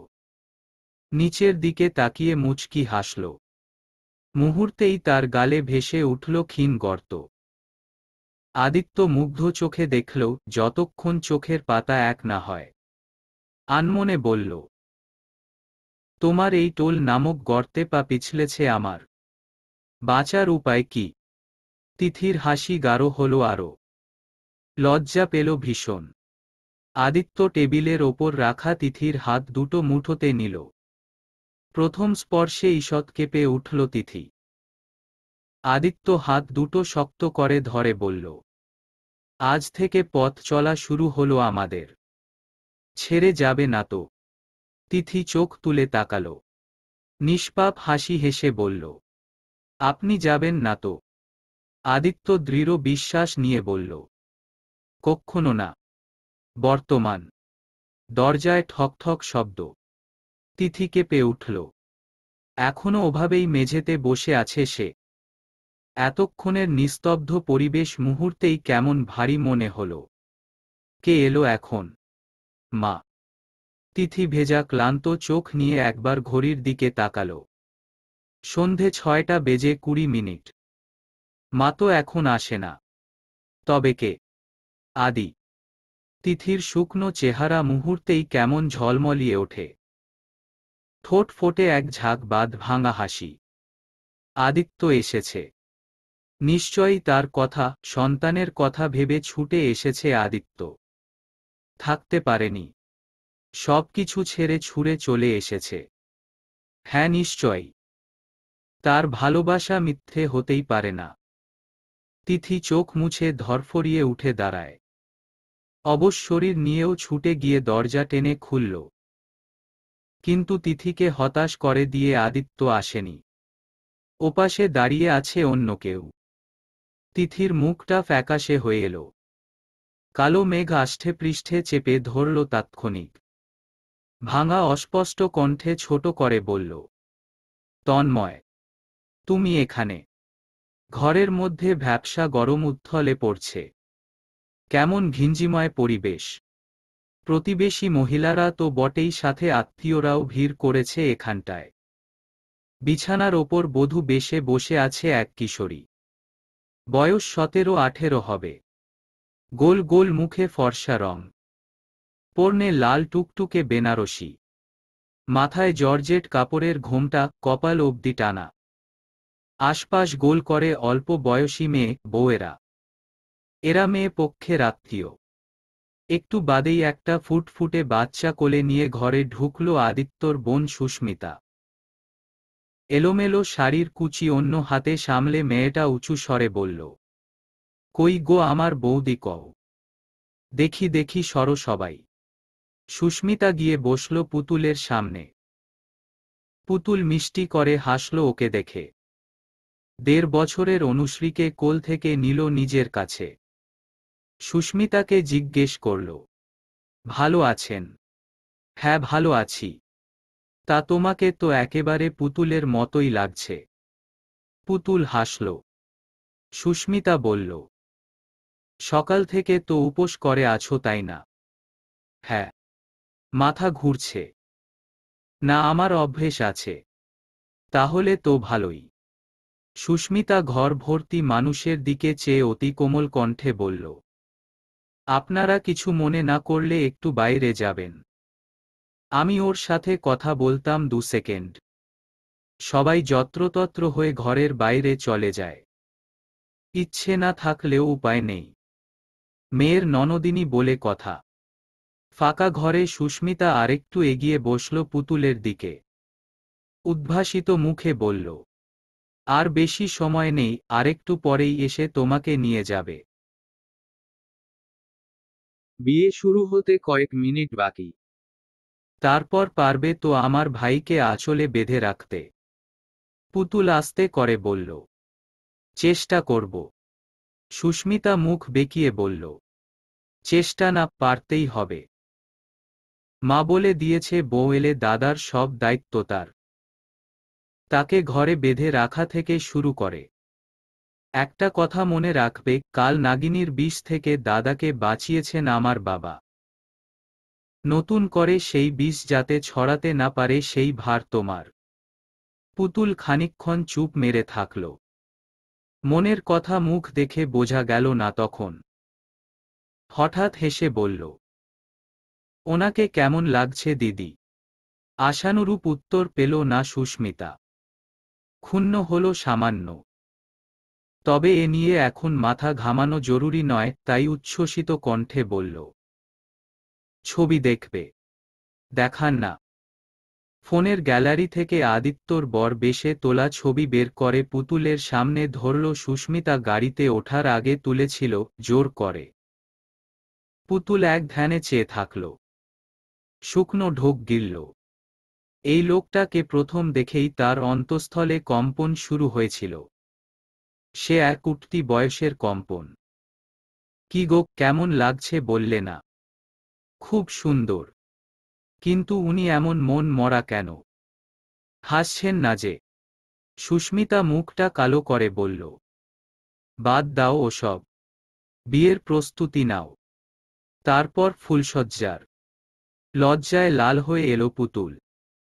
মাথা নামিয়ে বলল, যাহ, কি যে বলেন না। সুস্মিতা খিলখিল করে হাসল। পরমুহূর্তে ভ্রু কুঁচকে বলল, এই তুমি আমাকে আপনি আপনি কেন করছো? সম্পর্কে আমি তো তোমার ছোট। তুমি করে বলবে বলেছি না। পুতুল বাধ্য মেয়ের মতো মাথা নেড়ে বলল, ঠিক আছে। দুজনের খোশগল্পের মধ্যে ঘরে ঢুকলেন পুতুলের ছোট মাসি। পেছনে এলো ৪ জন যুবক। ছোট মাসি ব্যস্ত কণ্ঠে বললেন, পুতুল নে নে পিড়িতে বস। তাড়াতাড়ি। পুতুল অনুশ্রীকে সুস্মিতার কোলে দিয়ে বিছানা ছেড়ে নেমে দাঁড়াল। অলংকারের মন জুড়ানো ঝুনঝুন শব্দ হল তাতে। পুতুলের মাসি হাতের মধ্যে ২টো পান পাতা ধরিয়ে দিলেন। লাল রঙের আলপনা আঁকা পিঁড়িটা রাখা হল মাটিতে। পুতুল আলতা রাঙা পা দুটো রেখে বসল হাঁটু মুড়ে। পান পাতা দিয়ে ঢাকল নিজের মুখ। বুকটা দুরুদুরু কাঁপছে। অনেক প্রতীক্ষার পর আজ সেই মানুষটাকে চোখের দেখা দেখতে পাবে। তৃষ্ণার্ত গলাটা অবশেষে একটু জলের আস্বাদন পাবে আজ। যুবক ৪ জন বেগ নিয়ে পিঁড়ি হাতে তুলল। তাড়াহুড়ো করে মেয়েকে কোলে নিয়ে দাঁড়াল সুস্মিতা। কনের সাথে সাথে বের হল ঘর ছেড়ে। পরিবেশ ছেয়ে এলো শঙ্খের শুভ ধ্বনিতে। শুভ দৃষ্টির সময় এখন। আদিত্য পাথরের মতো দাঁড়িয়ে আছে। পুতুলকে পিঁড়ি সহ ঘোরানো হচ্ছে তার চারপাশে। একটা সময় থামল পিঁড়ি। আদিত্যর দৃষ্টি বরাবর।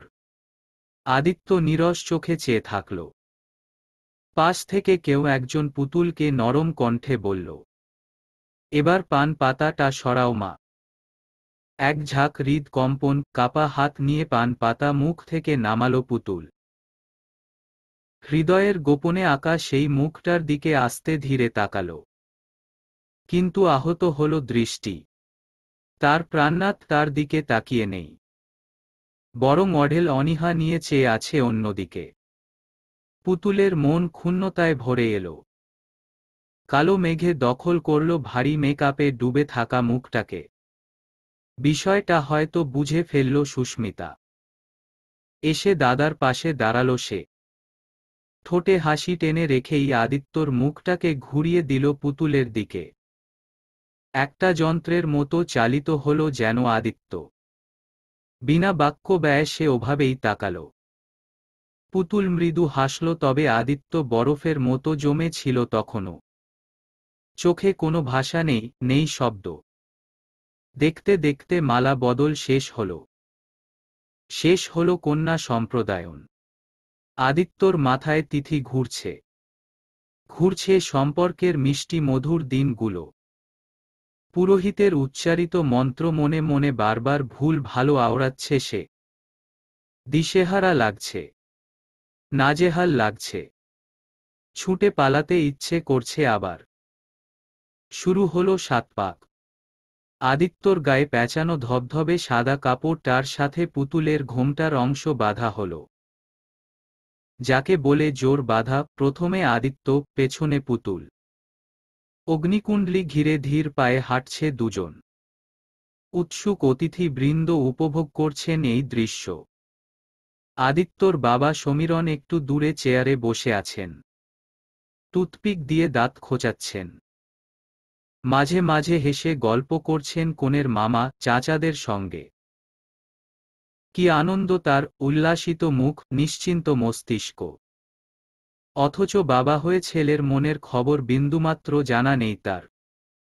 6 পাক শেষ হল। শেষ পাকে হাঁটতে গিয়ে আদিত্য থমকে দাঁড়ায় হঠাৎ। মনে পড়ে তিথির সাথে কাটানো সেই রাতের কথা। সেই প্রথম স্পর্শে হারানোর কথা। পাগল পাগল লাগতে শুরু করে। মনে হয় এই বুঝি মাথা ঘুরে পড়ে যাচ্ছে। আদিত্যকে দাঁড়িয়ে পড়তে দেখে পুতুল ও দাঁড়াল। সবার কৌতূহলে ভ্রু কুঁচকে আসে। সুস্মিতা প্রশ্ন ছুড়ল, কি হলো দাদা? আদিত্য উত্তর দিল না।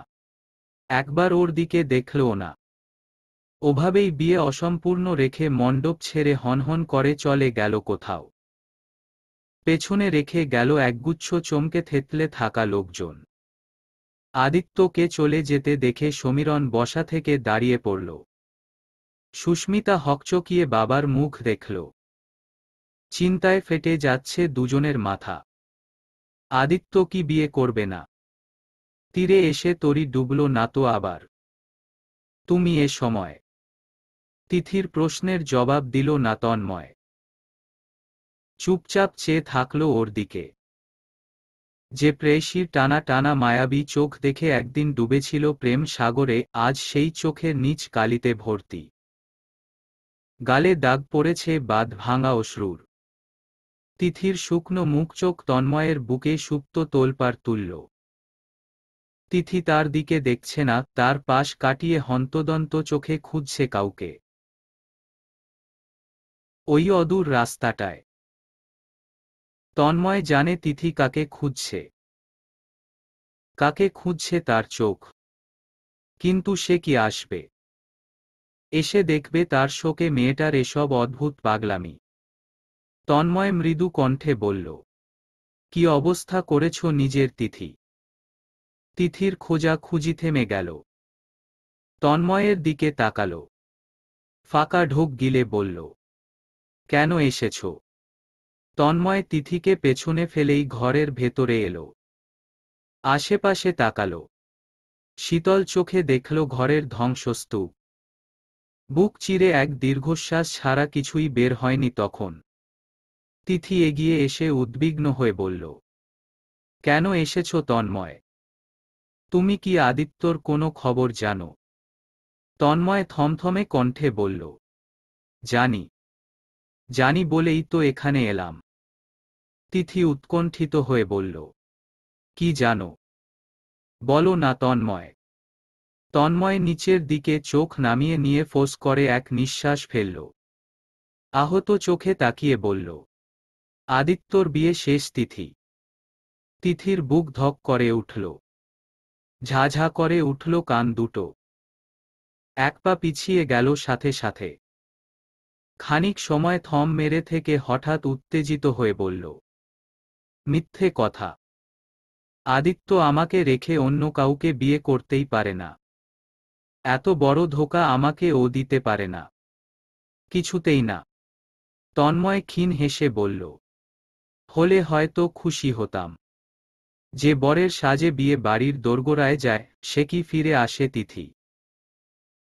আসে না। বিয়ের উদ্দেশ্যেই যায়। তেমনি তোমার আদিত্যও আসেনি। আসবেও না। আদিত্য ফ্রড ছিল তিথি। সে ধোঁকাবাজ। তিথি চেতে বলল, চুপ করো।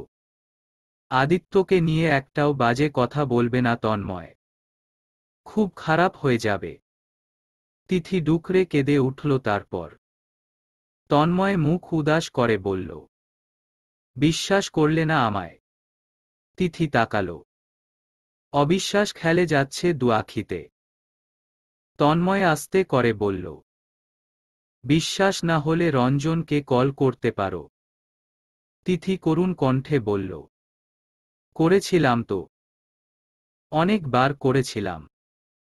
সুইচ অফ করে রেখেছে। কিন্তু আদিত্যর বিয়ে কি করে হবে তন্ময়? এখনো তো 7টাই বাজেনি তাই না?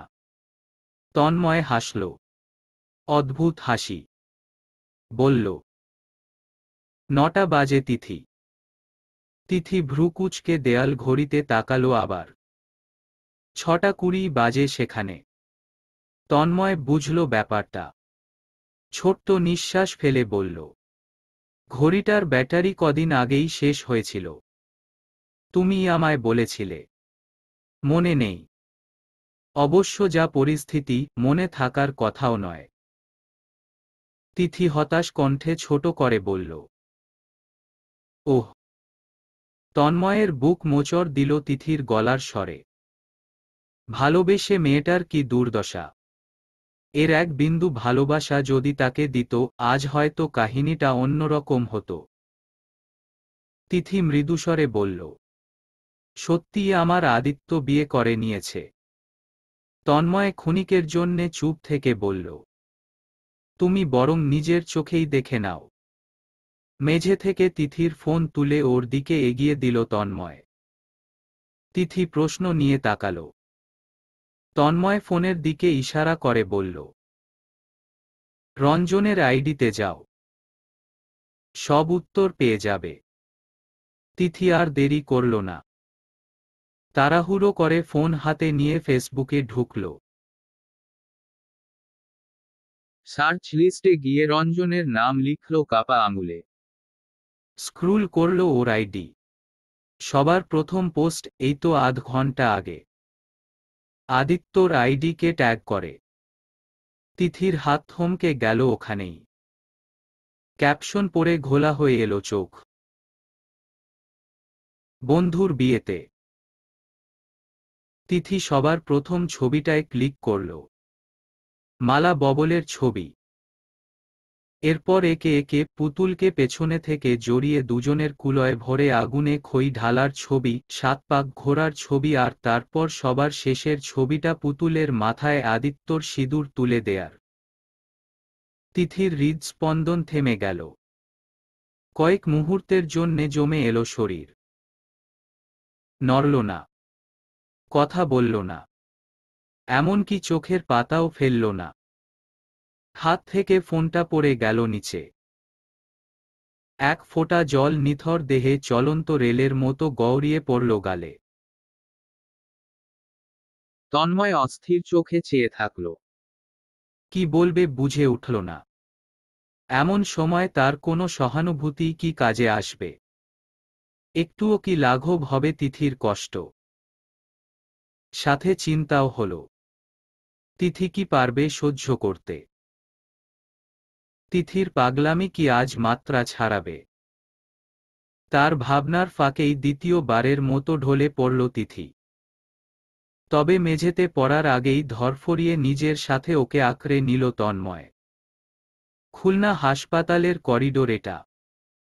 পাশে ছোট ছোট বেঞ্চ থাকা সত্ত্বেও মেঝেতে পা গুটিয়ে বসে আছেন সুচিত্রা। ফ্যাকাশে মুখ, এলোমেলো চুল, ফর্সা মুখে নাকের ডগাটা ভীষণ কান্নায় হয়ে উঠেছে টকটকে লাল। পাশেই পড়ে আছে কাঁধ ব্যাগটা। পর্নের সুতি কাপড়ের আঁচল লুটোপুটি খাচ্ছে পায়ের কাছে। জীবনের পুরোটা অংশ ব্যর্থতায় পরিপূর্ণ। একটু সুখের মুখ সৃষ্টিকর্তা দেখালো না তাকে। সারাদিন খেটে খুঁটে ঘর্মাক্ত ক্লান্ত ন্যাতানো দেহ নিয়ে যখন ঘরে ফিরলেন তখন চারদিক অগোছালো, ভাঙাচোরা। এর থেকেও বেশি অবাক হন যখন দেখলেন পুরো বাড়ি খালি। তিথিকে অনেকবার ডেকেও পাননি। একটা সময় ফোনে কল এলো সুচিত্রার। তন্ময়ের কল। তন্ময় তিথির সবথেকে ভালো বন্ধু হিসেবে পরিচিত তার কাছে। সেখান থেকেই জানতে পারল তিথি এই মুহূর্তে হাসপাতালে ভর্তি। বেশি কিছু শোনার আগেই ছুটে এলেন সুচিত্রা। সাথে নিয়ে এলেন একরাশ দুশ্চিন্তা, মেয়ের জন্যে মাত্রাতিরিক্ত উৎকণ্ঠা। কিন্তু আসার পর আরও এক কান পুড়িয়ে দেয়া খবর শুনতে হল।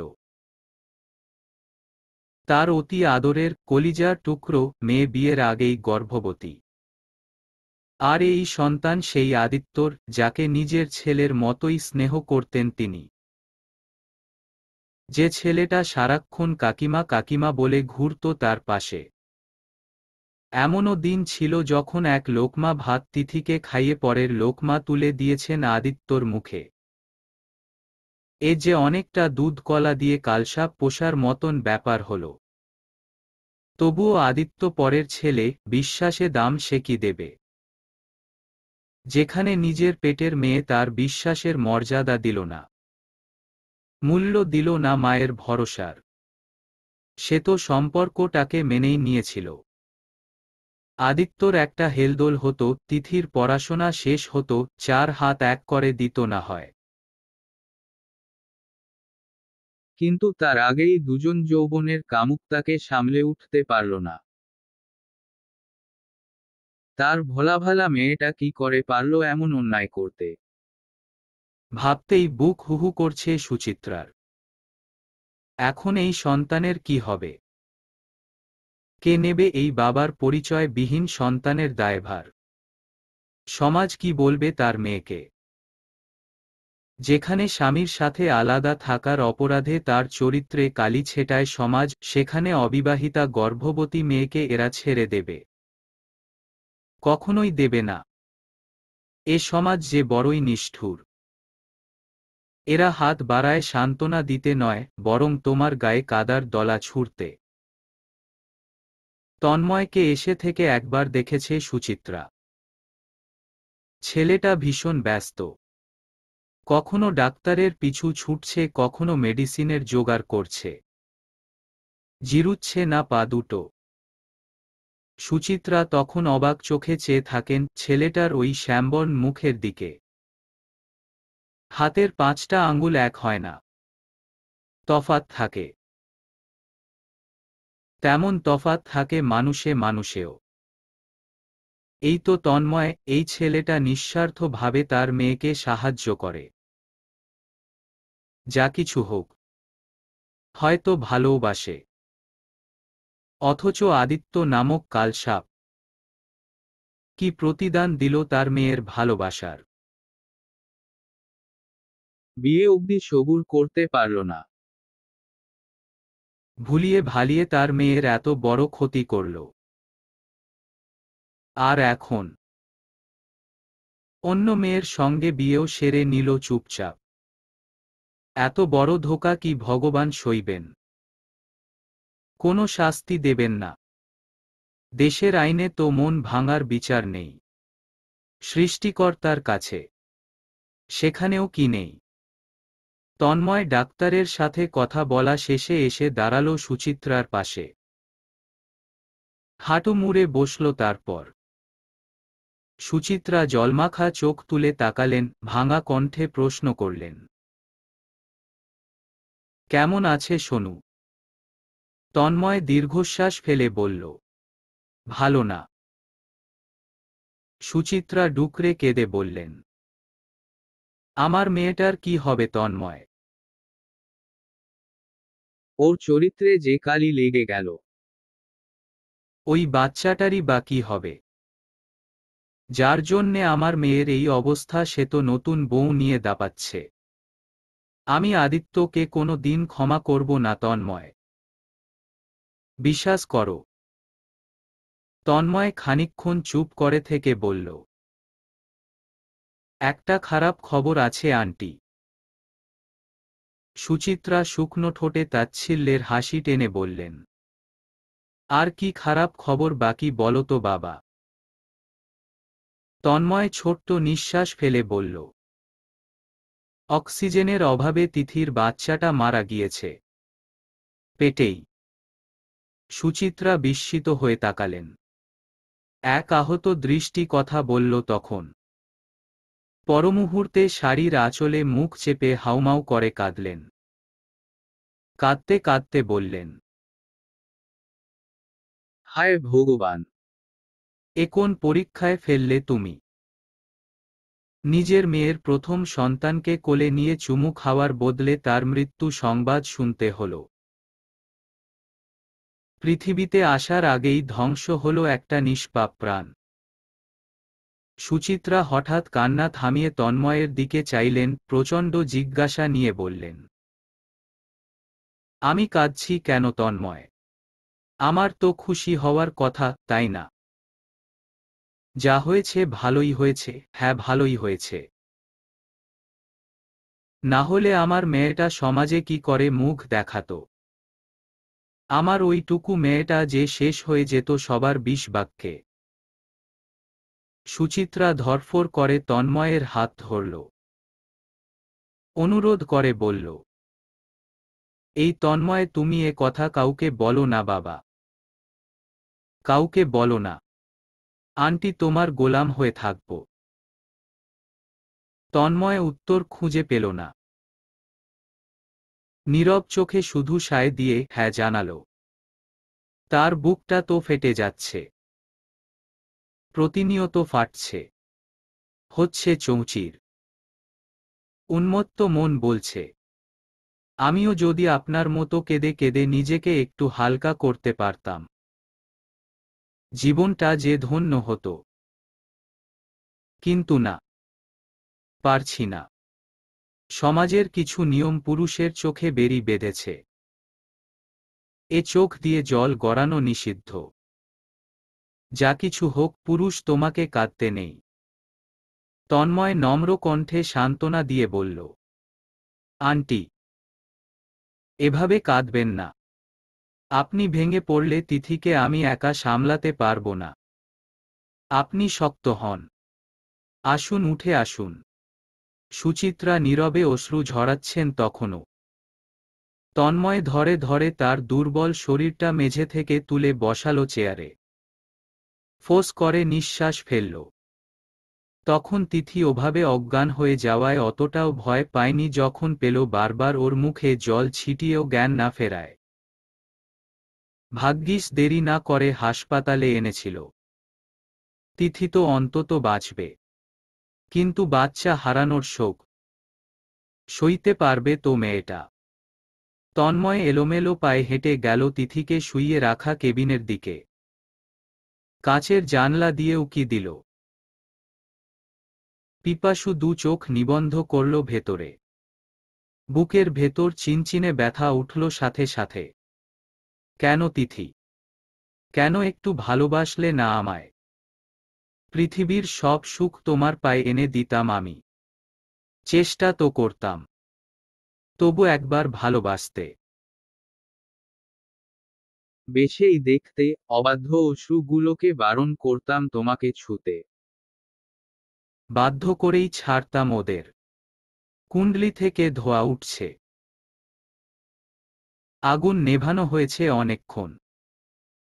সানাইয়ের শব্দের সাথে সাথে সেই হৈ হৈ পরিবেশটা এখন শান্ত, স্তব্ধ। প্রত্যেকের মুখ থমথমে। কেউ কেউ গুজগুজ ফিসফিস করছেন নিজেদের ভেতর। সবার মধ্যে চাপা অস্থিরতা, উত্তেজনা। সমীরণ অঢেল চিন্তা নিয়ে বসে আছেন পুতুলের বাবার পাশে। পুতুলের বাবার মুখ কালো মেঘের মতো। পুতুল মাটিতে বসে আছে, পাটির ওপর। সাথে আরো কয়েকজন। সুস্মিতা পায়চারি করছে। একটু পরপর কল করছে আদিত্যর নম্বরে। সুস্মিতার ১.৫ বছরের মেয়েটা তখন তার বাবার কাঁধে ঘুমন্ত। লাগাতার ফোনে না পেয়ে সুস্মিতা অধৈর্য পায়ে এসে পুতুলের পাশে বসল। পুতুলের ২ হাতের ভাঁজে আদিত্যর গায়ে প্যাঁচানো সেই কাপড়। মাথার সিঁদুর গুঁড়ো নাকের ডগাতেও লেগেছে। গায়ের অলংকারের সাথে চকচক করছে রূপ। অথচ মুখটা ভীষণ ভার। সাথে মনটাও। বিয়ে শেষে আদিত্যকে খুঁজে পাচ্ছে না কেউ। তার বন্ধুরা বর-কনে নিয়ে বাসর জাগার কত পরিকল্পনা করল, কিন্তু সব মাটি করে দিয়ে আদিত্য নিরুদ্দেশ। একটা বার তার বিয়ে করা বউটার কথা ভাবল না। ভাবতেই অভিমানে ছেয়ে এলো পুতুলের কিশোরী মন। এত লোক গিজগিজ না করলে এখন ঠিকই ভারী বর্ষণ ঘটাত তার চোখ দুটো। কাঁধে কারো স্পর্শ পেয়ে পুতুলের ধ্যান কাটল। তাকালো পাশ ফিরে। সুস্মিতা আশ্বাস দিয়ে বলল, মন খারাপ করো না বৌদি। দাদা নিশ্চয়ই দরকারি কাজে গেছেন। পুতুল মেকি হেসে বলল, হয়তো। সুস্মিতা লম্বা শ্বাস টেনে উঠে দাঁড়ালো আবার। মেজাজ ভারী খারাপ হচ্ছে দাদার প্রতি। ওদিকে তার মা ছেলের চিন্তায় হুতাশ করছেন। তাকেই দোষ দিচ্ছেন। সে কোনো চোখে চোখে রাখল না। ভরা বাড়ি থেকে কি করে যেতে পারল? আচ্ছা, যে যেতে চায় তাকে কি ধরে বেঁধে আটকানো যায়? সুস্মিতা নখ কামড়াচ্ছে দাঁড়িয়ে দাঁড়িয়ে। একটু বাদে পাশে এসে দাঁড়ালো তার স্বামী সীমান্ত। মেয়ের পিঠে আলতো আদুরে চাপড় কাটছেন। সুস্মিতাকে জিজ্ঞেস করল, দাদাকে ফোনে পেলে? সুস্মিতা ওর দিকে একবার চোখ বুলালো শুধু। আবার আগের জায়গায় তাকিয়ে দুদকই মাথা নাড়ল। যার অর্থ না। সীমান্ত হাসল, আস্তে করে। তবুও চোখ এড়ালো না সুস্মিতার। সতর্ক চোখে চেয়ে বলল, হাসছ কেন? সীমান্ত খাপছাড়া কণ্ঠে বলল, হাসছি তোমাদের অবস্থা দেখে। বিয়ের পর বর উধাও। কি সুন্দর শিরোনাম। সুস্মিতা ভ্রু কুঁচকে বলল, তুমি কি মজা নিচ্ছ? সীমান্ত যত্র উত্তর দিল, পাচ্ছি, কারণ বিগত দিনগুলোতে দেখেছি তো সচক্ষে কি দারুণ মানসিক প্রেসার তোমরা ওনার ওপর দিয়েছ। প্রত্যেকে মিলে। কি হলো এখন? বিয়ে হলো, কিন্তু এরা সুখী হবে কি? এই জন্যেই কাউকে ইচ্ছের বিরুদ্ধে বিয়ে করাতে নেই সুস্মি। কি হতো যদি তিথি নামের মেয়েটাকে মেনে নিতে তোমরা? দুজনেই ভালো থাকত। এভাবে ৩টে জীবনে অহেতুক নষ্ট হতো না। সুস্মিতা জলে উঠে বলল, এই চুপ করো তো। আমাদের ব্যাপার আমাদের বুঝে নিতে দাও। ওই ছোট জাতের মেয়েকে বাবা কোনো দিনও মেনে নেবে? এত খারাপ দিন আসেনি আমাদের। দাদা একটা ভালো মেয়ের সাথে প্রেম করলে অবশ্যই মানত সবাই। পাতে দেয়া যায় ওই মেয়েকে। এখন বুঝি পাতে দেয়ার যোগ্য কাউকে পেয়েছ? সীমান্তের প্রশ্নের স্পষ্ট বিদ্রূপ। সুস্মিতা তেতে বলল, তুমি এসব নিয়ে মাথা ঘামাচ্ছ কেন?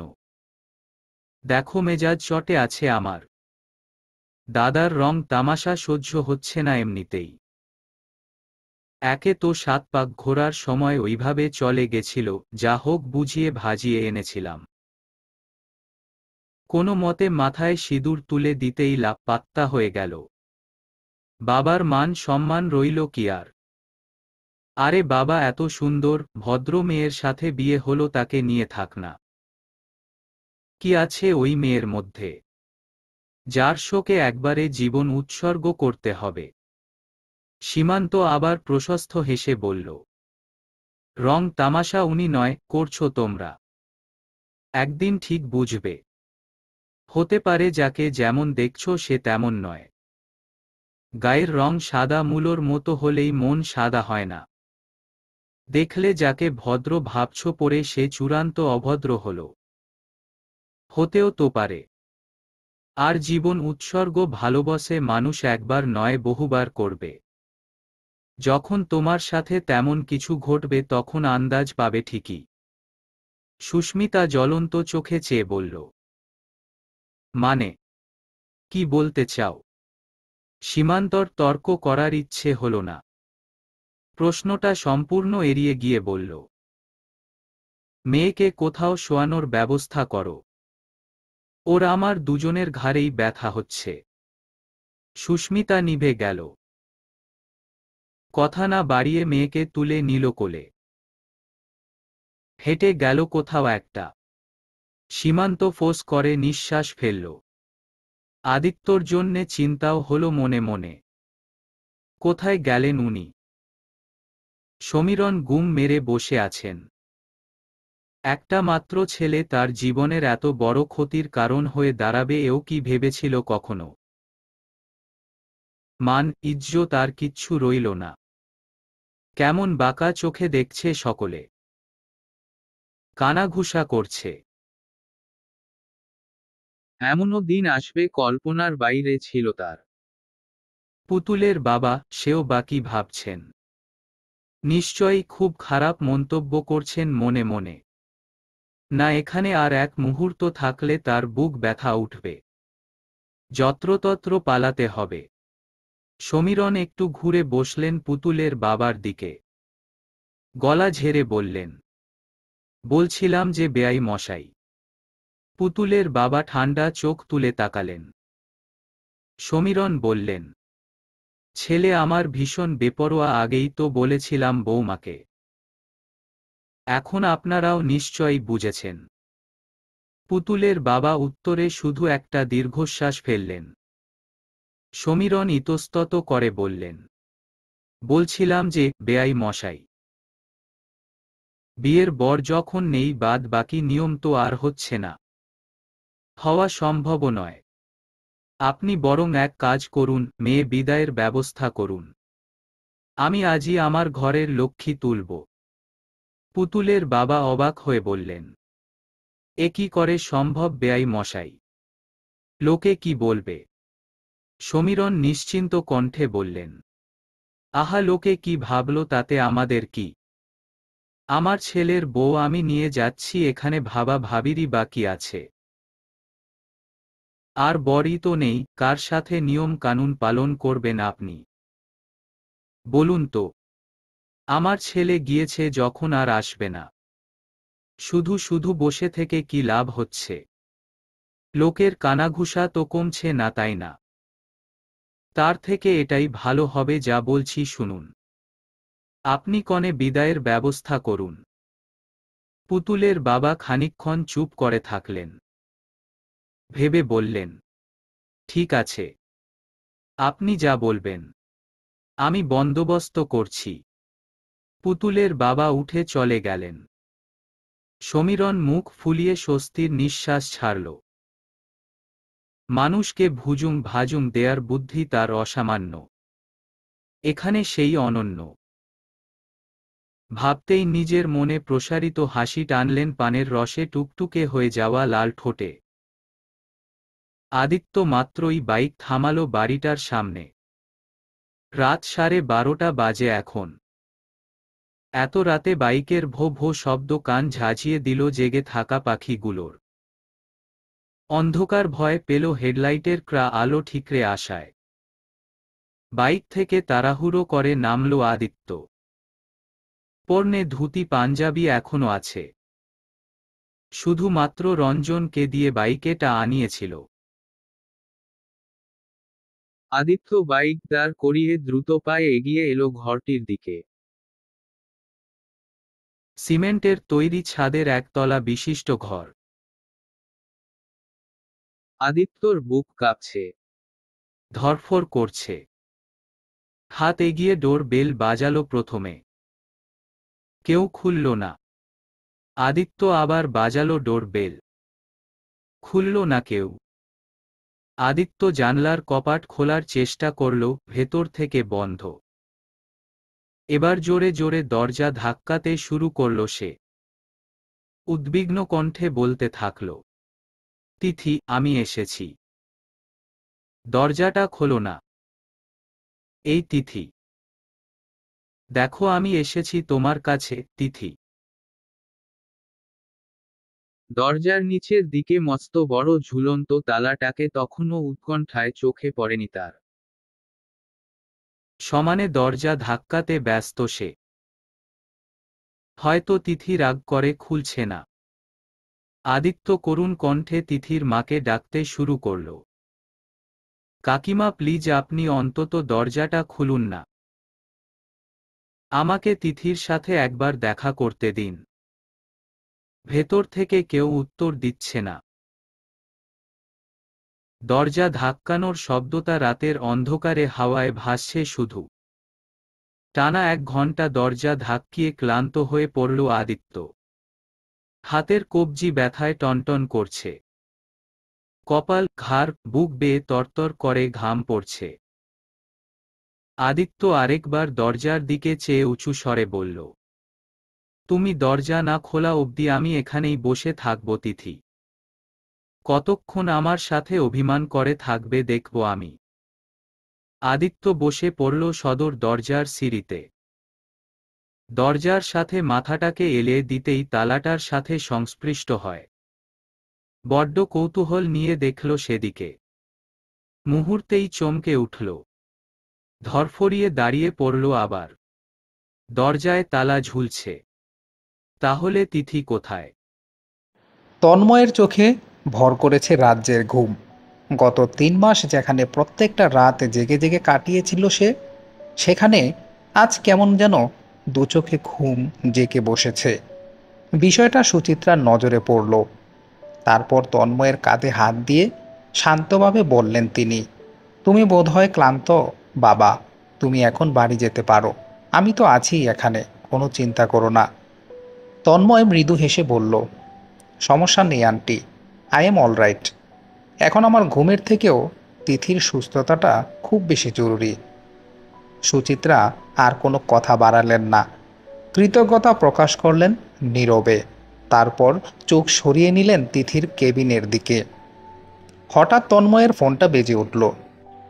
তন্ময় পকেটে হাত ঢুকিয়ে ফোনটা বের করলো ঠিকই, তবে দেখল ফোনটা তার নয়, তিথির ফোন। স্ক্রিনে আদি লেখা নামটা ভেসে উঠেছে। আদি লেখা নামটা দেখে চোয়াল শক্ত হয়ে এলো তার তাৎক্ষণিক। ফোনটা কেটে দিল। যথারীতি আবারও কল এলো। তন্ময় আবারও ফোনটা কাটলো। আবারও কল এলো। এবার বিরক্ত হয়ে বেঞ্চ থেকে উঠে অন্যদিকে চলে গেল তন্ময়। অতঃপর ফোনটা রিসিভ করে শান্ত অথচ শক্ত গলায় বলল, কি সমস্যা আপনার? বারবার ফোন দিচ্ছেন কেন? আদিত্য হ্যালো বলতে নিচ্ছিল। এর আগেই তিথির জায়গায় অন্য কারো কণ্ঠস্বর পেয়ে এক মুহূর্তের জন্য থমকে গেল সে। কপিত কণ্ঠে সে প্রশ্ন ছুড়ল অপর প্রান্তে, কে আপনি? তিথি কোথায়? এটা তো তিথির নম্বর। তিথির ফোন আপনি কেন তুলেছেন? ওপাশ থেকে উত্তর এলো, আমি তন্ময় বলছি। আদিত্য হঠাৎ স্তম্ভিত হয়ে গেল। তন্ময় নামটা তার খুবই পরিচিত, বলতে গেলে সবচেয়ে বেশি পরিচিত। এই নামের লোকের চোখে তিথির জন্য হাজারো ভালোবাসা উপচে পড়তে দেখেছে সে। অতঃপর বিস্মিত কণ্ঠে বলল, তিথির ফোন আপনার কাছে কি করে এলো জানতে পারি? তন্ময় স্পষ্টভাবে জবাব দিল, ঠিক যেইভাবে তিথি আমার কাছে আছে। আদিত্য চমকালো, কটমটে কণ্ঠে আবারও বলল, তিথিকে দাও ফোনটা, কোথায় আছে ও? তন্ময় কাট কাট জবাব দিল, সেটা জানার কোনো প্রয়োজন আপনার নেই। আপনি ওর সাথে যা করেছেন তারপর আবার কোন মুখে তাকে ফোন করছেন? লজ্জা করছে না আপনার? ঘরে বউ রেখে অন্য মেয়ের খোঁজ করতে? কেমন পুরুষ আপনি? তিথি ভালো আছে, আর ভবিষ্যতেও ভালোই থাকবে। আপনি আপনার নতুন বউ নিয়ে আনন্দে থাকুন। দয়া করে ওকে বিরক্ত করবেন না। আই এম শিওর খুব খারাপ হয়ে যাবে। ও হ্যাঁ, শোয়ারের মানে বোঝেন তো, নাকি বোঝেন না? যদি না বোঝেন তাহলে কাউকে দয়া করে জিজ্ঞেস করে নেবেন। কথাগুলো বলেই লাইন কেটে দিল তন্ময়। রাগে শরীরের রগ ফুটছে তার।